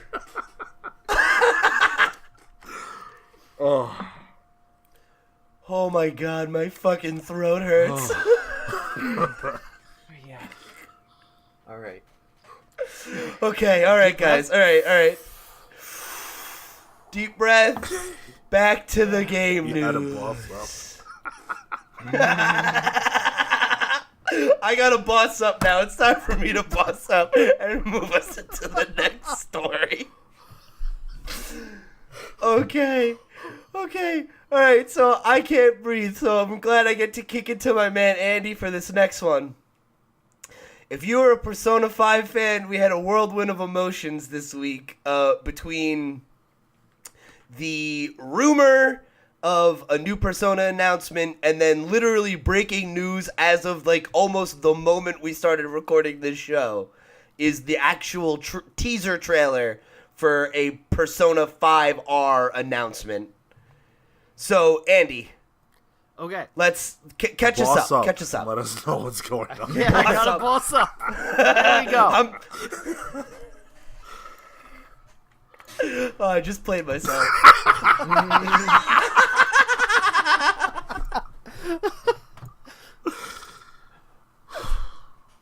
Okay, so this week Atlas registered a bunch of Persona-related domain names, and everyone was like, "Oh, Persona 5R, it might be coming." And then we got an announcement this morning that there is something coming called Persona 5R. It will, at the very least, be on PlayStation, and we'll get more information about it in March. Wow. And it's so weird. This whole thing is so weird. Yeah, there's a trailer that's all in Japanese, and a rough translation I found a couple people on Reddit talking about is roughly like, "This is Joker. We've heard you calling for us to do stuff, but our year is over. We look forward to meeting you again in March." So, my best guess is they wanted to look like they were still in control of this announcement. They didn't expect, domain name sleuths to catch up to them, and we'll get more in March. I think that's just so interesting because I linked down below to an article from Polygon from Allegra Frank that's about Nintendo like leaning into the Persona 5 stuff right as all these rumors started like popping up. There was a video with Sakurai where he like did an interview like talking about how much he loves Persona and his relationship to the series and everything. And this happened like right around the time that all of these things were popping up, like all of these domain names. So it's super weird that we got the announcement and that the only logo we see is a PlayStation logo, but there's like no mention of platforms or anything. And like, I don't know. It's weird. It's weird. Yeah, I mean, if this ends up being an enhanced Vita port, I'd just laugh. I wouldn't even be mad. I'd dig out the Vita. But it's just, I don't know. It's super strange. weird that there's just like nothing. And this weird series of events. And like, I think you're probably right. Like, I feel like this trailer seems motivated by the fact that it was starting to leak, not that it actually was supposed to come out. Yeah. I absolutely think that has to be what it is, right? I don't know. I want to think so. There is something that's pointed out in the Polygon article. There's a Twitter user named Mystic Distance who was kind of explaining like a lot of these, was following this story as it developed and adding context for a lot of people. And they had a quote that seems to point that there's might still be a chance for a Switch version, but we'll have to see. So they wrote, on December 7th, 2018, following the reveal of Joker and Smash Ultimate, I stated that I had it on, quote, good authority that P5R is the updated release of Persona 5 and that it would come to the Switch in 2019. On December 25th, 2018, Atlas moved the domain p5r.jp onto dedicated servers. So, I don't know, like, there are a lot of people who are not willing to take that the fact that there was just the Sony logo as, like, the nail in the coffin, but it seems weird. Yeah, I don't know. We see that a lot in trailers now, where like somebody pays to put their logo in front of things. Everybody I know that who's association. Yeah, everyone I know who's playing Kingdom Hearts 3 is playing it on a PlayStation, but every Kingdom Hearts 3 trailer I see has an Xbox logo in front of it. Fair. Microsoft announced 1,000 multiplats at their E3 conference. I don't think it's the nail in the coffin, and I do still think that both Atlas and Nintendo would be dumb to not get this done. I did just want to add one last thing to this story that I thought was interesting. Nibble, who's a video games insider and frequent source on this show, at Nibellion on Twitter, added a couple thoughts about this that I thought were interesting. He said, "Real talk though, I wouldn't be surprised about a Switch version announcement in 2019. For a supposed enhanced version, they are being really cagey about this." And then I thought Andy would appreciate this. "Y'all gotta stop getting upset about Atlas, because at the end of the day, it's Atlas." I mean, yeah, basically. So I think the thing he said about the enhanced version is what stuck out to me the most. Is this does seem like a weird way to announce or tease what amounts to a updated version of a game that came out last year. Well, it came out 2 years ago in Japan, so it'll be 3 by the time it's That's out. fair. And this is what Atlas does with Persona. Like, the past 2 games both have gotten this big re-release version. People will buy it, so even if it's just on PlayStation, if the updates are good enough and it includes all the existing DLC, I'm sure they'll make money on it. Andy will buy it a second time. Yeah, probably. Yeah, I mean, it's my favorite game, and more new content for it is always a thing that I'll be happy with. Is it your favorite game of all time? I think so. Wow. Yeah, it does so many little things that I love. I'm real big on JRPGs, and it's just so stylish and fun. And God, the soundtrack is And so God, the good. soundtrack. Stylish is the right word for it. Persona is I want to say effortlessly, but obviously a lot of effort is put into it. But it's Persona oozes style, Yeah.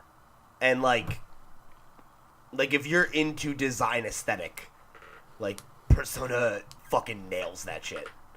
Also, if any part of your heart is still an angsty punk teenager, Yeah, that's true too. it will speak to you on some level. So that's going to wrap it up for the news this week and take us into our meat and potatoes discussion, where essentially we're going to have a little year in review here.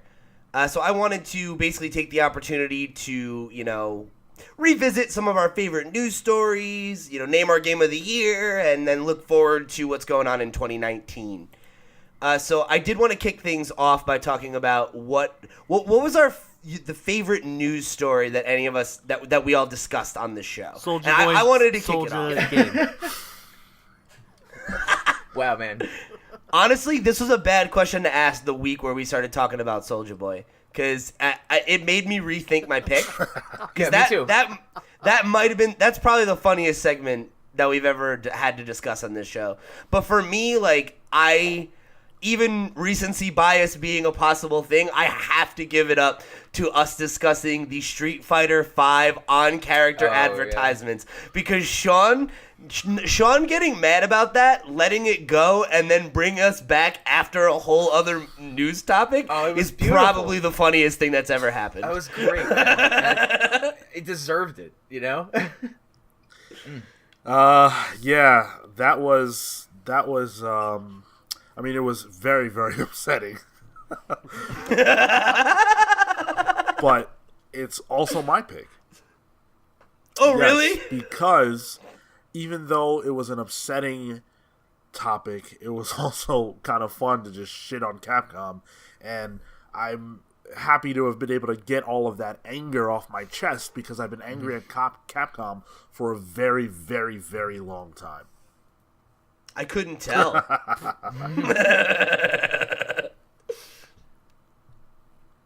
Personally, I think I'm partial to the long, drawn-out saga of the Intellivision and Atari box. That's my pick, Andy.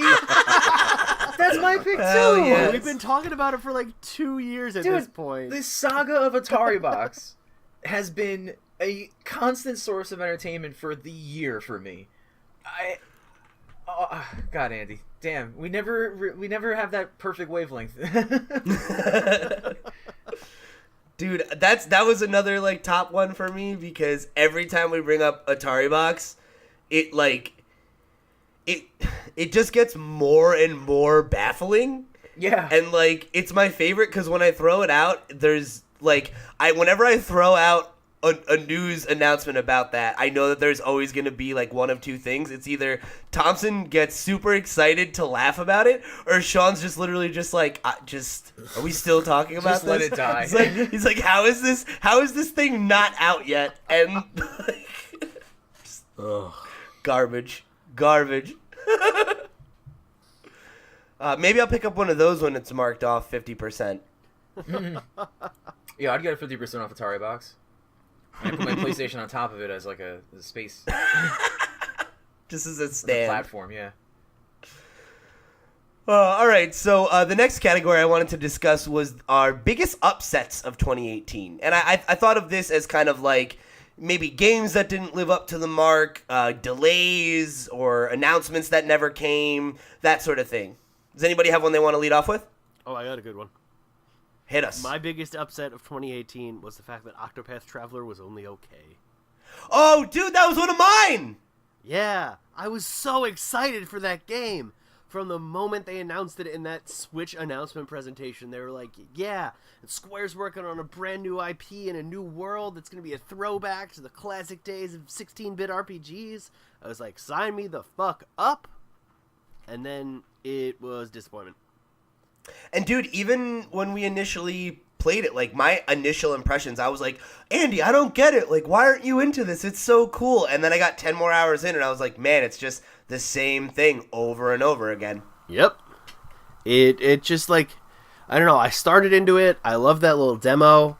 And then it got to the point where we're like, okay, now I've done the beginning of everybody's story and I have this 8-person party that doesn't interact with each other outside of combat. And the difficulty curve is weird and too easy until you're at a boss, and then it's too hard. Yeah, and I think most RPGs, right, like, you have to ask yourself the question of, is this fun right now, and is it going to be fun in 60 hours? Yep. And the gameplay, like, the actual battles are fun. But what Andy talked about was definitely a problem. It's too easy until it's too hard. And the story isn't compelling. So, like, the fact that you don't have a carrot on the end of that 60-hour stick. I played 15 hours, and I hit this point where I was like, I feel like I have seen everything this game has to offer in terms of, like, systems. And I like the systems, but I'm not engaged in the story enough to keep playing. And considering that there were games that I loved the first... 5, 6, 10 hours that I played with them and didn't finish them, cough, cough, God of War. Octopath was like, yeah, I mean, this is fine, but it certainly wasn't what I was expecting. I didn't play it, but it sounds to me like Bravely Default, where you're like, hey, I was in the same boat. I was like, game's great. And then you're like, wait till you get to the second half. And I'm like, oh, okay, I did. Now... And you're like, I'm done. Yeah, I'm good. I feel like I explored this game, you know? Right. I've got an answer, at least what I think is an answer. If it doesn't count, let me know. But I look at I think the announcement of Diablo Immortal, like everybody was hyped for a Diablo announcement. Everybody was raring to go, and then to see that fall so unbelievably on its face, was I didn't personally care about a Diablo game, but just in gaming, that was like the biggest fail, I think. And you being like a Blizzard fan, like it's always hard to see a company that you like stumble and then fucking fall down a flight of stairs. Yeah, I don't want to see that. And I watched it live, and like watching that guy on stage, like be so unbelievably awkward and just a mess, just completely. You have a phone, don't you? You know what, Andy? Up until this year. About 6 months ago, I did not have a phone that was capable of playing Diablo Immortal, so I would have been even more upset if he had said that at that time. So, yeah, that's my answer. What about you, Thompson? Yeah, I mean, it's really hard for me to pinpoint what point of it, but I suppose like the Immortal, the Heroes of the Storm news, the whole just slope of Blizzard. Yeah. I guess it starts really somewhere in Immortal-ish zone. That's kind of like the news really started ramping up and coming out more. But we got like like a 1-2 fucking punch between multiple things. And I know we made it pretty clear in that one episode a few times ago that we were like, hey, this sucks. But yeah, like you said, Pete, big fan. I'm like really upset because I'm invested in like properties and shit. Really sucks. Not as upset like straight up annoyed as I see like Command & Conquer Rivals. I'm like, yeah, but I wasn't expecting anything. You know what I mean? Like, it's been dead for years, so who gave a shit? Like it's a phone game, fine. It's been dead for years. It's still dead, fine. Blizzard news, it's just like, oh shit, man. They're hitting my series. Diablo's getting slammed. Fucking Heroes getting hit. Like StarCraft is going down. I'm just like, fuck. I haven't heard good things about World of Warcraft. I'm like, what are you gonna give me? That reinvigorates that old feeling, and maybe, maybe nothing. So it's hard to come to terms with that, after being a long time fan and just seeing like all these fucking things. Sucks. Just a big upset. I had one other one to add to the list as well. Mario Tennis Aces was another big disappointment for me, where I was so excited for that game. You bastard. Every second we talked about it, you're like, oh, it's so good, and blah, blah, blah, I love it. And I was like, I don't feel it. Yeah, and well, then it came out and the single player sucked, and it's like, well, that was what I was excited about. So, bummer. Well, bummer indeed. Yeah. So yeah, that was those were mine. So now I wanted to move along to favorite non-gaming moment. So this means like your favorite moment outside of like this game came out, right? So that could be big announcement, that could be a moment at the Game Awards or at some other award show or whatever. Like the best, like the most hype moments of 2018. And for me, I had to give it up to Smash Ultimate's E3 reveal. Nothing except for that moment where they were like, everybody's here. Yes, everybody. Like the rest of that direct, I was screaming. I was literally like screaming with excitement, like, oh, whoa, like just I could not believe that whole like. It was one of those moments like I remember when I was watching Avengers for the first time of just being like, I can't fucking believe that this is a real thing that's happening and not a bullshit like hype thing that we're talking about, That was my pick as well. I had waited obviously quite a while for the next Smash. Smash on Wii U was a great game, but it had kind of waned, especially in my group of friends or whatever, and I was dying for a new Smash game and a reason to buy the Switch. So of course we knew that Smash was coming, but I honestly thought it was, and I said as much, I thought it was quite a bit further off than this year. And you also thought it was going to be a port for a while, where you were like, I thought it was going to be pretty much a port, and boy, was I wrong. At the time of this E3, I very much thought that. And so in the process of considering my feelings after watching the video, I had soured a little bit. But watching it, I was completely immersed, and I was so hyped and couldn't get over my hype. And so that's my pick. I'm so glad that we got that big expose and reveal, and of course I'm glad that the game is what it is and how great it is. But that was a huge moment. That was probably my favorite moment of 2018 overall in gaming. I think for me, like the two moments I remember the most from it too are when it was like Snake and then like Toon Link and then Young Link, and I was like, what the fuck? They literally mean every character. Like, holy shit. And just, like, the ramifications of what that meant, blew my mind. So, one of my favorite moments was also a Smash moment, but it was not the E3 video. It was the surprise Joker announcement at the Game Awards. Hell yeah. I am a sucker for that kind of, like, fake takeover reveal, where it's obviously scripted, but for like half a second your brain's like, what the fuck is going wrong? So I was a big fan of that and the Cyberpunk trailer at Microsoft's E3. Like, both of those were presented in a really cool way, and I got way hype about it. And they were both really, like, hot announcements. They were hot announcements that I wasn't expecting. I was expecting, you know, at the Game Awards to be like, oh, Smash comes out at midnight, you know, pick it up. Yeah. Dude, it was so funny, because, like, I remember people on Twitter being like, man, I wish they could have a Smash announcement. And then they did. And it was like, and it was one that nobody expected. And it was wild. Yeah. And like, I remember Andy called me and he was like, dude, my feed just cut out. Is this a real thing or are people trolling? Like, is this, like, did this actually happen? It's like, yeah, no, this actually happened. It's like, what? What an announcement.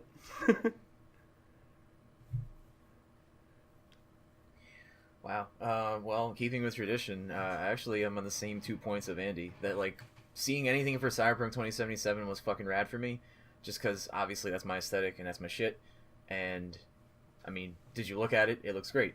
God, it looks great. Yeah, and I love, like, Deus Ex and everything. Since I was a wee lad, I've been playing those games. And this is just, you know, the next polished evolution of all these things I love. So, hell yeah.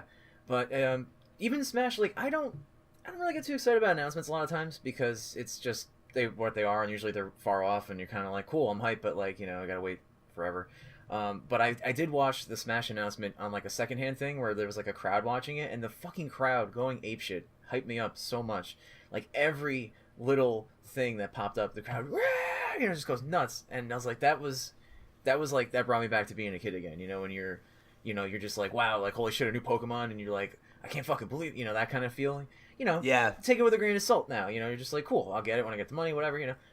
Now, the Smash announcement just was a blast to watch, and seeing people go crazy was super fun. And I was happy for people like Sean, too. I was just like, holy shit, you know, you've been saying, I'm going to get a Switch when the Smash, and it's like, here it is, and I'm glad you got to experience the Switch, because honestly, like, I love the fact that it's such a great system, and I think that it needed it, and I'm so happy people get to play it. It's good. Dude, times. I love that when the first time Thompson and I talked about the Smash reveal, like the thing that we were most excited about was, oh my god, Sean's gonna get a Switch. Yeah, that was a real thing, man. Like, it was a huge deal. Yeah, so definitely, it was cool, man. It was really cool, and it's rare that you get something like that, you know. Let alone every couple of years, it's something where everyone's just collectively hyped about, and everyone knows it's gonna kick ass, and it did, you know? Yeah. Which is great. All right, so our last category before we move into our Game of the Year is going to be our favorite game that we played this year that doesn't qualify for Game of the Year. So in my mind, you know, this is, you know, your ongoing games, your games as services, any games that you might have played like a year late or something like that, or like games that are not finished, you know, like anything that you feel like you just couldn't quite throw in the running for your Game of the Year, but you wanted to, you know, you wanted to talk up. So for me, I guess that would be Heroes of the Storm. Sure. You know, I've played this game steady all throughout the year and last year, and I love it to death. And even with, you know, the announcements of no more competitive scene and, you know, removing devs from the team, it's still great. They just announced the newest character that's coming in the first week of January, I believe, or second week. So it's alive and well, and I encourage you, if you haven't played it or you're a lapsed fan, great time to jump back on board. No reason not to. It's been good to me. This is the game that's really kind of, you know, aside from WoW, which I play because I have to, I would say, HOTS I play because I want to. You know, I love to. And it's been enriching. It's the game I've played most with friends, other than WoW.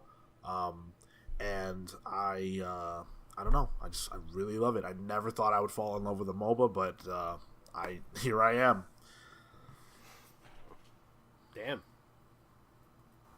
Damn. So, I'm not, you know, in love with any MOBAs anymore. I used to play League. But I rekindled my love for Overwatch in a big way this year. Nice. Yeah, I've been thinking about getting back into it, man. I've been playing like a good deal of it, and it's a solid game. It never, like, even when you're getting steamrolled, it's never not fun to just like fuck around on a character you don't really know. Yeah. So doesn't really qualify as game of the year because it came out in 2017. But hey, That's what this category is for. true that. I still love it, and Kentucky Route Zero will probably be my game of the year in 2027 when they release Act 5.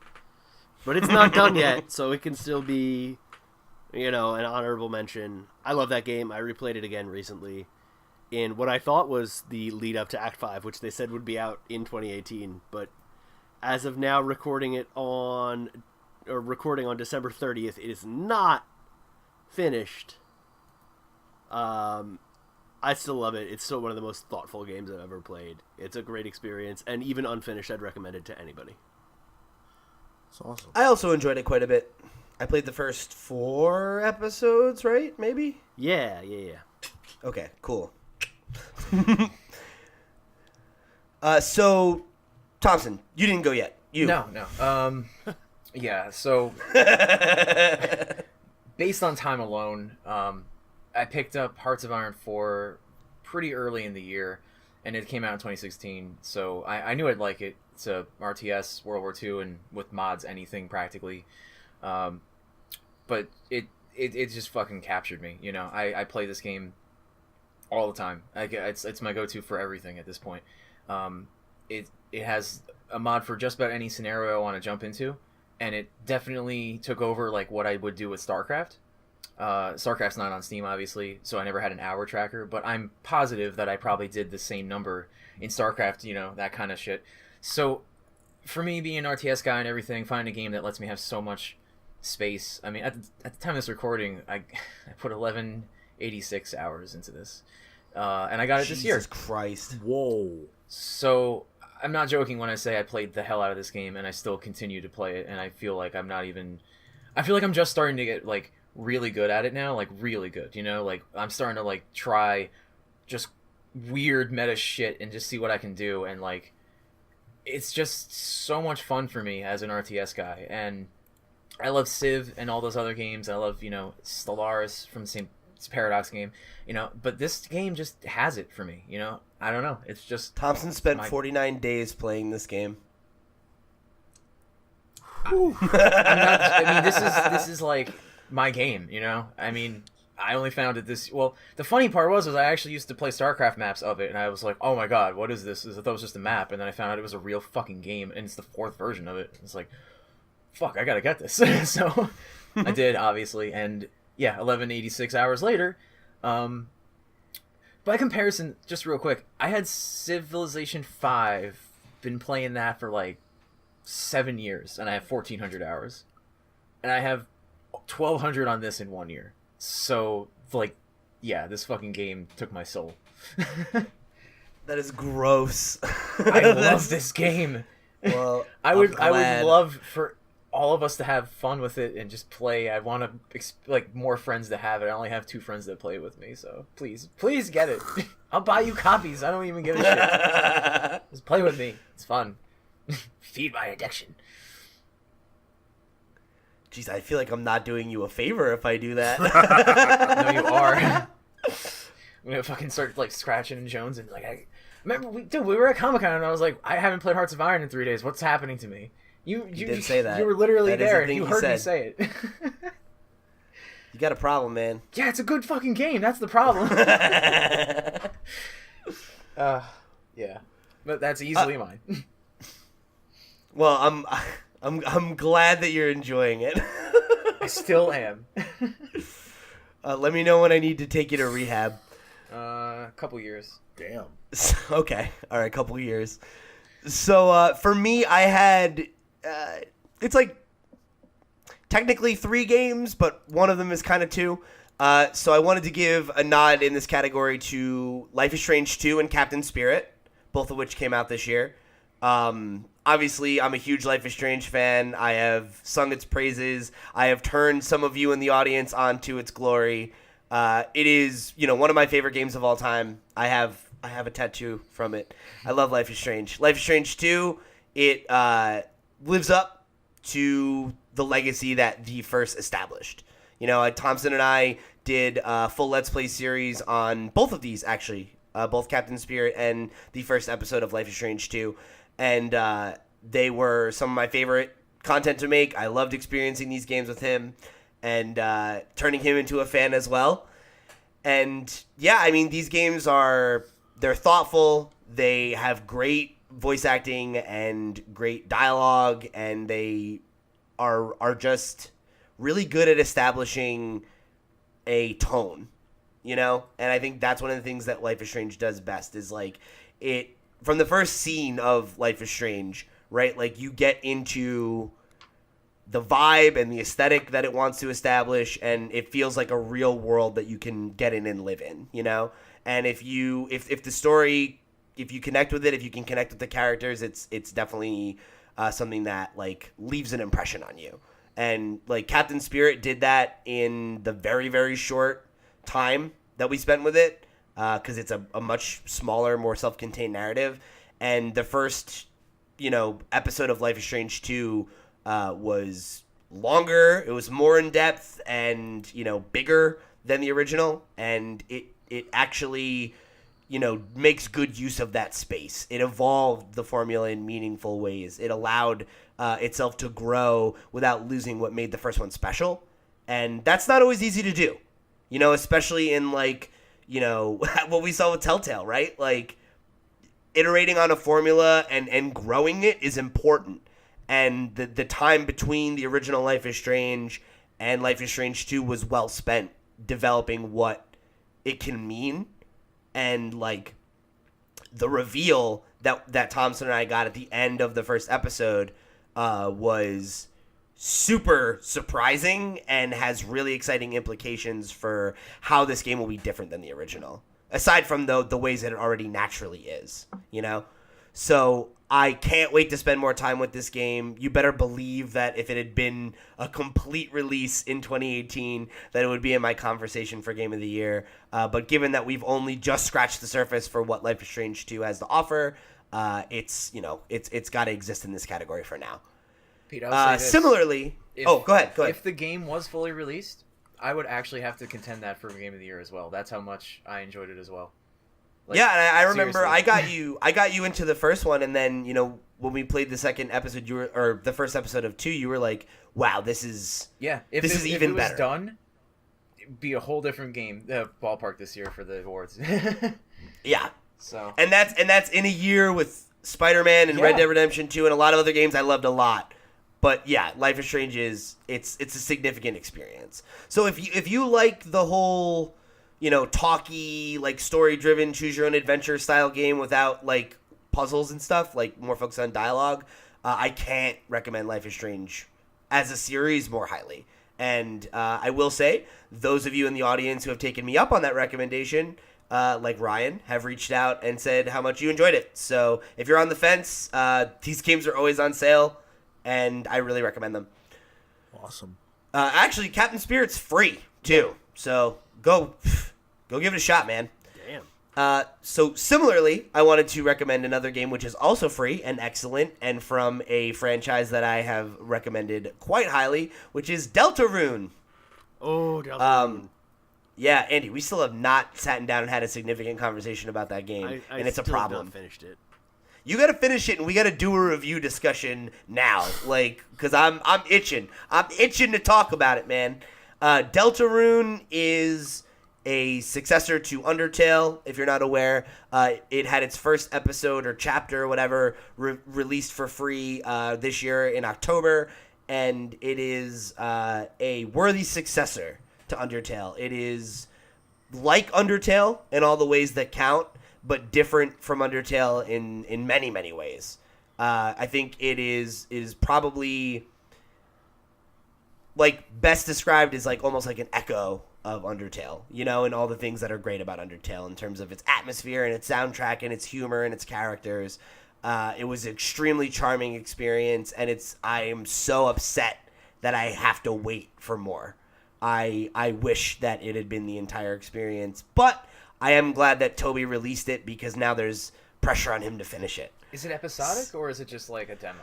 So what he said is that the first chapter is serving as a demo, and that he will not be releasing more chapters until the game is finished. Okay. So cool. when it releases, the entire thing will be done, but you'll be able to pick up from what you've done in Chapter 1. That's really cool. I haven't played it yet, actually, so... We were gonna, Yeah. but we did not, so... I know, yeah, we never got around to it. So 2019, that's on the docket for Pals Play. But, yeah, so if you're a fan of Undertale, you must go play Deltarune. It is free. It is not super long, but it's definitely like an investment. I played it over the course of like a week. But if you love Undertale, everything that you love about Undertale is present here. So definitely go check it out. And if you're like Andy and started it, go fucking finish it so that you can talk about it with your good friend Peter.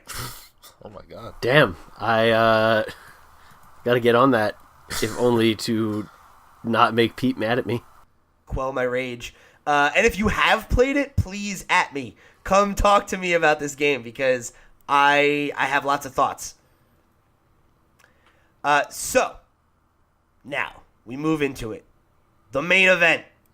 The game of the year. Of the century! Well, I wouldn't go that far. Of the year.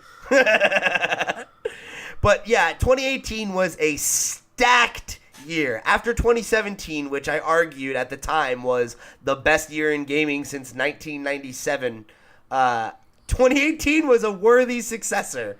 There were tons of hype games, tons of hype announcements, so many that I think, it would be impossible to not have a few honorable mentions. So what I'd like to do is, we'll go, pal by pal. You can name your honorable mentions, keep them brief, and then talk about your game of the year.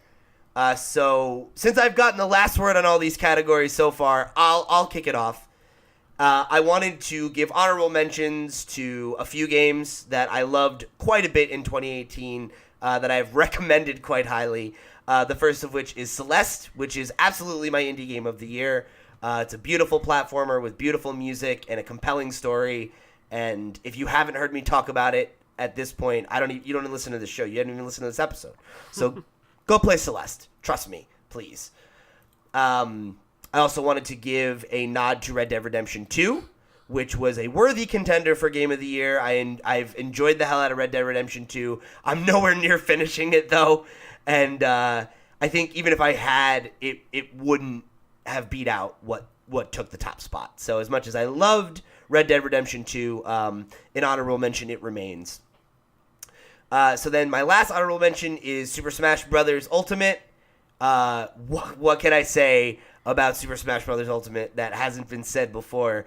It's the ultimate in the series, I think. I think it truly is. I love. It's got an incredible cast of characters. It has damn near every map in the franchise. There's so much stuff to do, much of which is actually worth doing. And it gives you so much control over how you want to play the game and what you and your friends decide as the way to play is. And what more can you ask for than that? And the fact that it's reignited the passion around Smash and that every time I'm getting together with a group of friends, it's unquestionable that we're going to sit down and play Smash for at least, an hour or two is something that I have missed so dearly. And I didn't realize how much I missed it until it was back. So God bless Sakurai and God bless Super Smash Brothers. Awesome. I'll jump in. So you know what? No, go ahead. Oh, I was going to jump in and second Super Smash Brothers as one of my honorable mentions. I have more to say later. I was going to say, let's do honorable mentions and then we can do our game of the year. So Andy, go ahead. You do your honorable mentions. So Super Smash Brothers, for all the same reasons Pete just said, it's great. It's Super Smash Brothers. I still can't believe everybody's here. Like the game is Literally, out and I've unlocked everyone, but I still doesn't cannot feel real. believe everyone's here.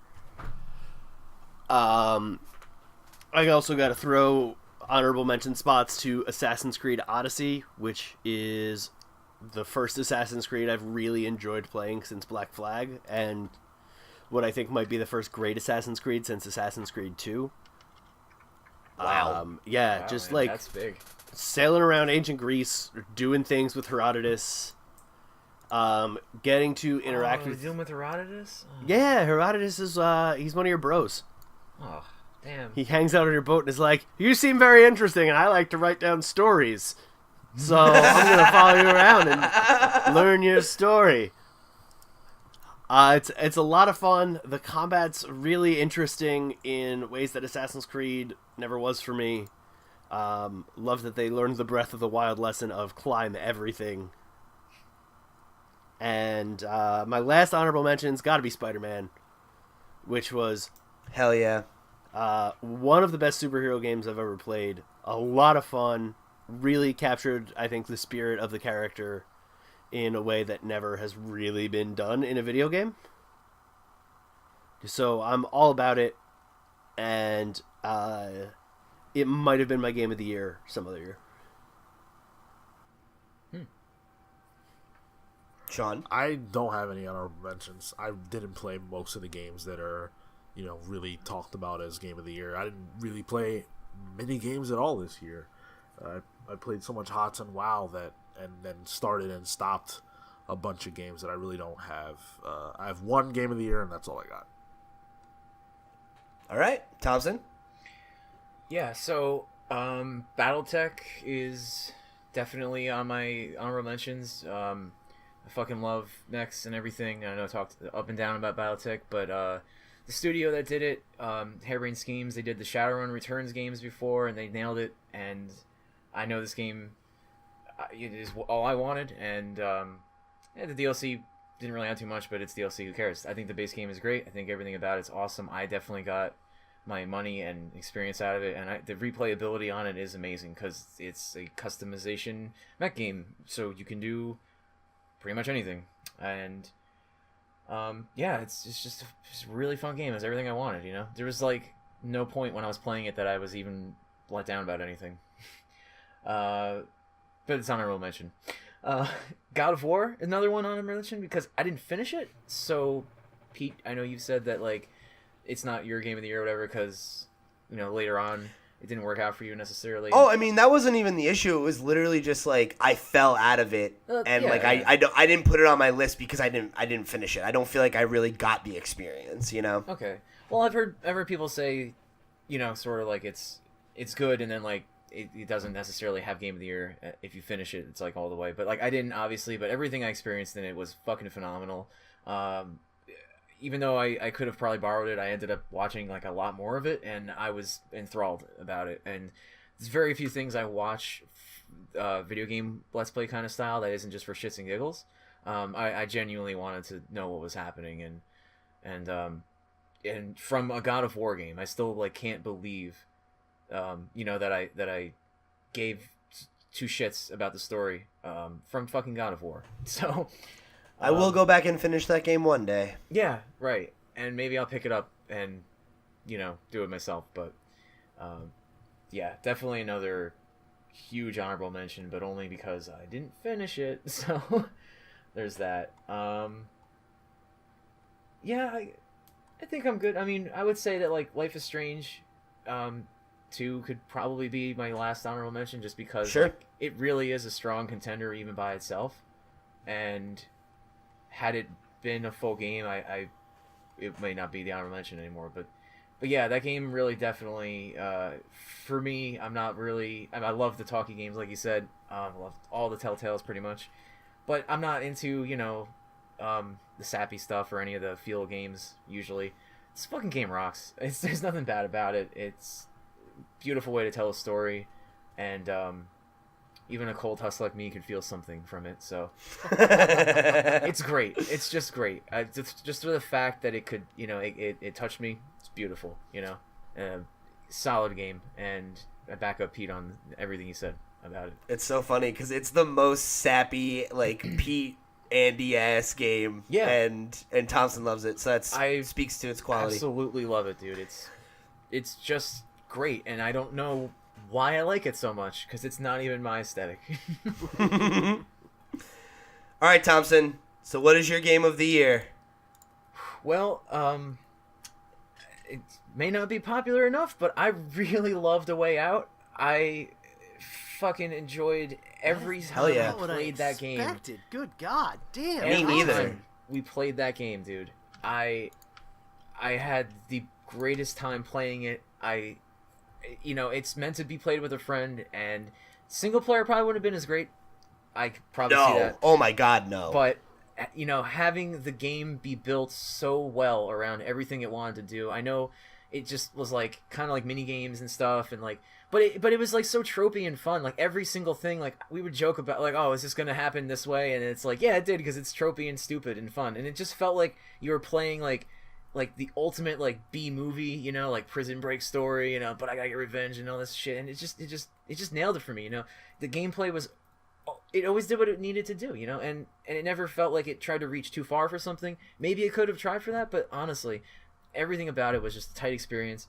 I enjoyed every minute of it. I loved fucking right in the beginning of the game, I got to do like the weightlifting thing and just flex on how great I am at bashing buttons. And I'm just like, this is going to be a great game. It's got a dumbass mini game where I got to do this 2 feet in, and there's no point to it even, other than get to achievement to show Pete how great I am. And You did do that. The fact that, skip about 2 seconds ahead if you don't want to hear spoilers. Warning. Okay. Don't spoil it. Don't spoil the reveal. Pete, no, the ending. I was going to say. The ending for you and me. The fact that we got to play that together and the way it worked out. That is one of the best gaming memories I've ever had.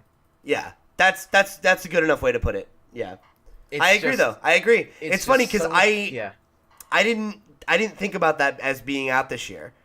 And I had to look at it. I thought it came out last year too. Like, yeah, me too. Like right at the end of it or something. But no, yeah, that really was. That's one of my. That's like a couch play experience I will treasure forever. Yeah, it was so much fun, dude. What a great game for me. I like that pick a lot.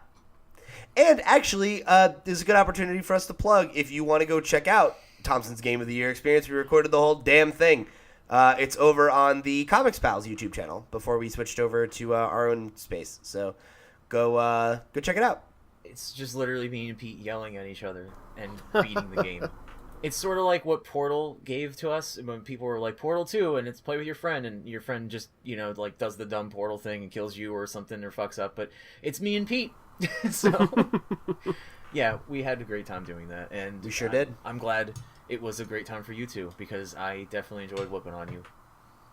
You son of a bitch. And kicking my son's ass at basketball. Yo, I fucking rocked your son, alright? That kid is going to be scarred into the Shadow Realm because he's got no game. He got no game. Mm-mm. So if you want to watch Thompson beat a child at basketball, Get Out. Available exclusively on Pals You still call it Play. Get Out, and I love that. I did it by accident. On the first episode, he made a joke calling it Get Out, and then I made that mistake almost every time I bring up that game now. Yeah, for like 30 episodes later, you're like, it's called Get Way Out. Out. Oh, fuck. No, it's not. No, it isn't. No, it isn't. All right. Andy? All right, so my game of the year is The Return of the Obra Dinn by Lucas Pope. Cool. Saw that coming. I've been pretty open with the fact that I was going to give it my Game of the Year honor. It is... so it's from the developer of Papers, Please. You play an insurance agent who's walked onto a boat full of corpses with a magic stopwatch that lets you see the moment of their death and the instruction to figure out how all of these people died. Wow. It's such a cool detective game. Visually, it's set up to look like a Mac game from the late 80s or early 90s, so it's all like monochrome dots, which I also dig. And I think what has done it for me and why I pushed past Spider-Man to be my game of the year is because Spider-Man, for everything it does right, is a AAA open world superhero game and comes with all those trappings, and it executes them really well. But I've just never played a game that plays like Obra Dinn, and I can't imagine playing another thing like it and loving it this much. Damn. Yeah. That's high praise, man. I would recommend it to anybody that likes puzzles or boats, even a little bit. I do like boats.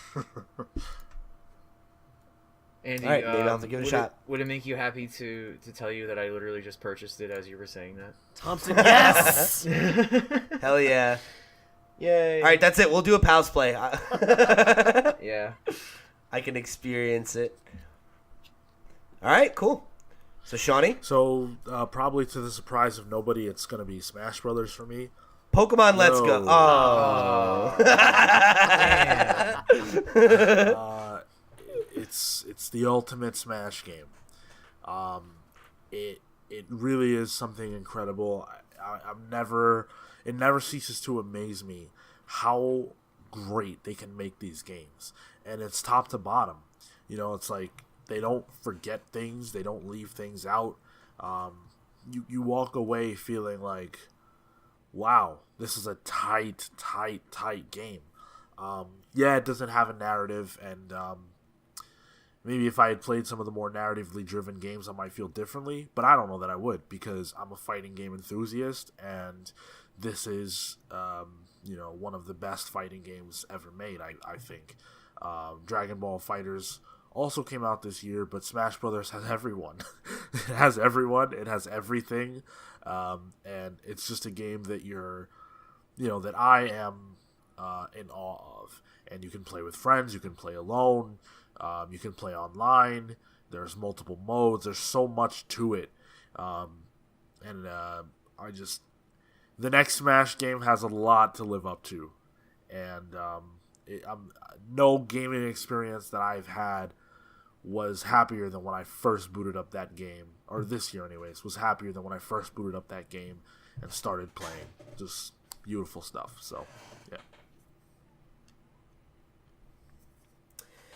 All right, so for me, I think similarly surprising no one, as it wasn't on my honorable mentions list, I have to give my game of the year to Marvel's Spider-Man.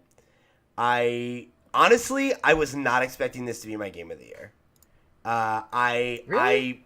Yeah, because here's my thing, right? Spider-Man, and your name is Pete, and so is Spider. And I have a Spider-Man on my headphones. I'm drinking out of a Spider-Man mug. I get it. That's what I mean. You don't have that Red Dead swag. I'm a Spider Boy. I know. Yeah. But my thing is, right? And I love Insomniac games, so it's like a match made in heaven. Like, yeah. I knew I would like this game. But going into it, I very much expected this to be, like Andy said, an open world superhero game with all those trappings, and even if it's good, it will be that. So I know what it is, what I'm expecting going into it, and that's my expectation level, right? And I assumed it would be a really, really good game that I enjoyed a lot because I'm a Spider-Man fan. But I honestly think it surpasses that because, like Andy said, I think it executes on those things so well that it elevates itself beyond. It's a really, really good game that gets by on some of the bullshit it has to feed you, because it doesn't do that. Like, yeah, it has lots of collectibles, but to me, I felt like almost every one of them was actually a joy to find. You know, it wasn't a chore to do those things. The only thing I felt like a chore was the challenge tokens. That was a bitch, and I didn't appreciate it.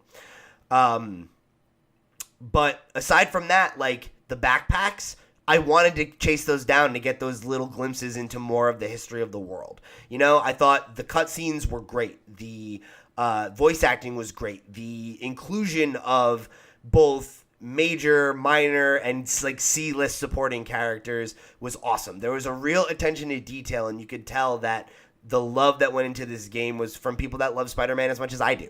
You know, and like that is different. You know, like it's one thing to make a good Spider-Man game.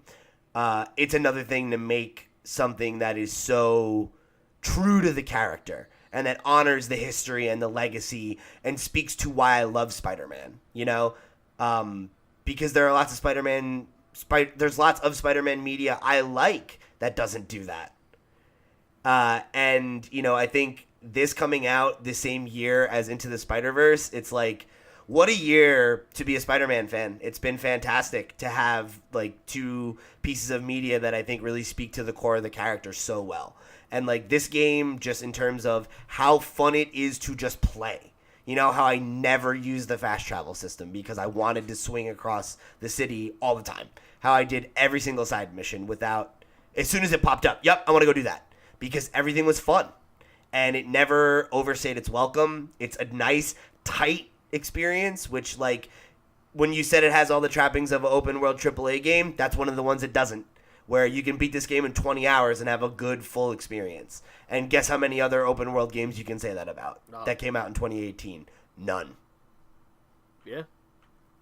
And to me, like I said, the reason I didn't think it would be was because I thought it would be, it's the first game in the franchise. It's going to be the one where they're testing the waters and, you know, they're going to get it really right next time. Fuck that. The next Spider-Man from Insomniac is going to be some next level shit. I'm calling it right now.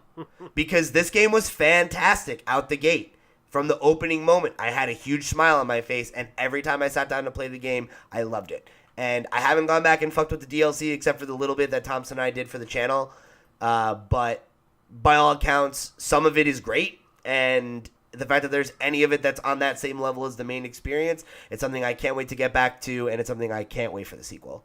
So I always thought it would be in contention for one of my favorite games of the year, but in a year that contained God of War and Red Dead Redemption 2 and Super Smash Brothers, like, I thought that Spider-Man was going to get lost in the shuffle a little bit. And it seems to have done that for a lot of other people, but for me, it stands out head and shoulders as the game I enjoyed the most in 2018. Awesome. I love hearing people talk about things they're, like, really fucking passionately into. And, dude, just that game, it touched me. You know, it really, really got to what I've wanted out of a Spider-Man game forever. So, and I'm really glad that you enjoyed it as much as you did, Andy, because I remember when you picked it up and hit me up and you were like, yo, it might be my game of the year. I was like, I'm glad you even tried it. The fact that you, like, got through it and enjoyed it is awesome. Yeah, I mean, I didn't finish it. I do intend to. But, you know, I'm juggling so many balls in the air, as always. But you also don't own a PS4. I also don't, yeah. So I'm playing when my brother and I are both home from our schools at the same time. But I'm really enjoying the time I have spent with it, and I do think it's a special game. Yeah, I think even if you're not a Spider-Man fan, it's a game that's, like, worth playing, you know? But if you are much like Into the Spider-Verse, if you are a Spider-Man fan, it's got that extra layer of special sauce, you know? Sure. So before we wrap it up here, I did just want to kind of real quickly just shout it out, you know, the games that we're looking forward to in 2019, because as of this recording, it's the last show of the year, but for all you listeners out there, it's the first show of the year. So Happy New Year, and looking forward to 2019. There are a lot of games to look forward to, some of which are right on the horizon. So I did just want to just shout out a couple real quickly for me. The games I'm most excited about in 2019 are Animal Crossing, Pokemon on the Switch, Crash Team Racing Nitro Fueled, Mortal Kombat 11, and Kingdom Hearts 3, which is right around the corner. It's not real. I don't believe it. It is real. It's real. It's coming. It's literally. Sean, I just want to point out to you real quickly, and I want you to contain yourself. Within 30 days from now, we'll be playing Kingdom Hearts 3. That's awesome. What a world. What a time to be alive. It's pretty surprising. And like Andy, I'm not sure that I'm convinced. There's already copies in the wild. People have it. It's real. It's a great conspiracy. Face. It's the most elaborate hoax in video game history. They learned from Area 51, and now they're applying it to Kingdom Hearts 3. They know how to deceive and misdirect. None of it's real. So speaking of Kingdom Hearts 3 fans, Sean, what are your games you're most excited for in 2019? So, you know, obviously Kingdom Hearts, whatever new Pokemon we end up getting. I'm holding out hope, although I'm not, you know, I won't be mad if it doesn't happen, but I'm holding out hope that we will get a new Metroid Prime game. That we'll see. Could be. Other than that, I don't know. I can't think of anything that I'm. Oh gosh, there's a game. I can't remember what it's called. You guys will have to help me. But it's the game that's kind of like. Oh boy, you might not be able to help me. It's supposed to be a horror game There hasn't been much talk about it. We did a news story about it a few months ago. It's a horror game. Oh, is it from like the one that made Until Dawn people? It's like on a No, boat. I don't think so. Sean wasn't super into that, right? No, it's for some reason it reminds me of Stranger Things. When I talk about it, I feel like I think about Stranger Things. Gosh, I don't remember the name, but I remember this game looking really, really awesome, and I wish I could remember it to shout it out, but I just don't. Do you remember any of the other details about it? No, I don't. You're killing me. What are you gonna do? Yeah. All right, well, you stew on it. Andy. All right, so first and foremost, I'm looking forward to Fire Emblem Three Houses. Sure. Hell yeah. And I'm also looking forward to Cyberpunk if it comes out. I don't think it will. That's why I didn't put it on my list, is I Yeah. really think that's going to be a game that slips to 2020. Same. I didn't put Yeah. mine. I mean, I wouldn't be surprised, but But if that game comes out in 2019, holy shit. yeah, if that game drops like next November, into it. I'm also kind of looking forward to Jump Force. It's not going to be good, but it's going to be a What do lot you mean, of fun. kind of? You are looking. No, you are. You're in. You're in it to win it. We're going down the weeb hole. In it to win it. Okay. Oh, and Luigi's Mansion 3. Oh shit! Hell That's coming yeah, out. dude. Yeah, that one, like, I would have put that on my list if it was longer. Oh my lord. Yeah. I think last but not least, I'm looking forward to Respawn's Star Wars game, Jedi Fallen Order. Again, if it comes out. It's supposed to. I hope it does. Yeah, Lot- I'm a lot looking of forward to that one optimism. too. I'd really love a good single-player, story-driven Star Wars game. We haven't got one of those in, I don't even know how long. It's been a long time. Probably since KOTOR. Since Like KOTOR that's right. Yeah. Since KOTOR. Oh, Says okay. the non-Star Wars fan. No, I like Star Don't- Wars. don't- The Star Wars all right, parts. Stop. Just stop. Just stop. Just Thompson. Give us your honorable mentions. Let's get or your hype games. Let's get out of here. Get out of the way. Obviously, I give a shit about Resident Evil 2. Whenever that's coming out, that's gonna be fucking awesome. Devil May Cry again looks awesome. Doom Eternal, holy fuck, dude! Doom Eternal looks great. I like my weird Russian games, so Metro Exodus, Pete, you're gonna suffer. Sekiro, because From Software has my heart, and I think my most hyped game is Battlefield Gothic Armada 2, which Sure. is coming very soon, within the first month. I don't remember what part, the third week maybe, but holy fuck. What I did with Hearts of Iron is probably gonna happen to that game. So, Pete, you don't need to take me to rehab because I'm gonna be on that one now. I'm jumping ship probably. Oh, good, great. You're finding a new fix. Yeah, but you're gonna suffer through it with me a little, so. Oh boy. Oh yeah. Yeah. I'm All gonna right. just buy you a copy, and when Oh, we're gonna have no. to do some fucking house plays on it, and I'm gonna fucking slam ships into you, and it's gonna be great. So. Jesus Christ, great. And you're gonna learn That's- the entire Warhammer universe via playing games you don't want to play with me. And guess what? You're gonna be just as bad as me. I'm gonna be a weird edgelord like you by the end of it. Oh, you're already. Hey, how many times have we played a game and you just randomly kill a civilian or something, and I'm like, whoa, dude, am I rubbing off on you? And you're like, yeah, you are. And you rubbed twisted off on me. me. We're evolving each other. Speaking of games that we're going to play on Pals Play, yeah, I forgot to mention I'm super excited for the next episode of Life is Strange 2, obviously, which is right around the corner coming in January. So keep your eyes peeled to the YouTubes for that. But, all right, it's been a wild year. It's been a good year, I think I can safely say. And especially in gaming, it's been an enjoyable one. So I hope you all at home have had a happy new year, a happy holiday, a happy birthday if you're like me and Thompson. And, I hope you guys are with us for next year for all the news as it comes, all the hot games, all the hype, all the fun. We'll be back, for our regularly scheduled programming next week. And, we love you all very much. I hope you have a good year ahead of you. So before we get out of here, let's do some plugs. Sean? Cool. So, over on the Comics Pals, which posted the day before this, we talked about our end of the year best ofs and things of that nature, our favorite comics, our favorite comic book movies, our favorite creators of the year. So, lots of cool stuff over there. And we made our predictions for 2019.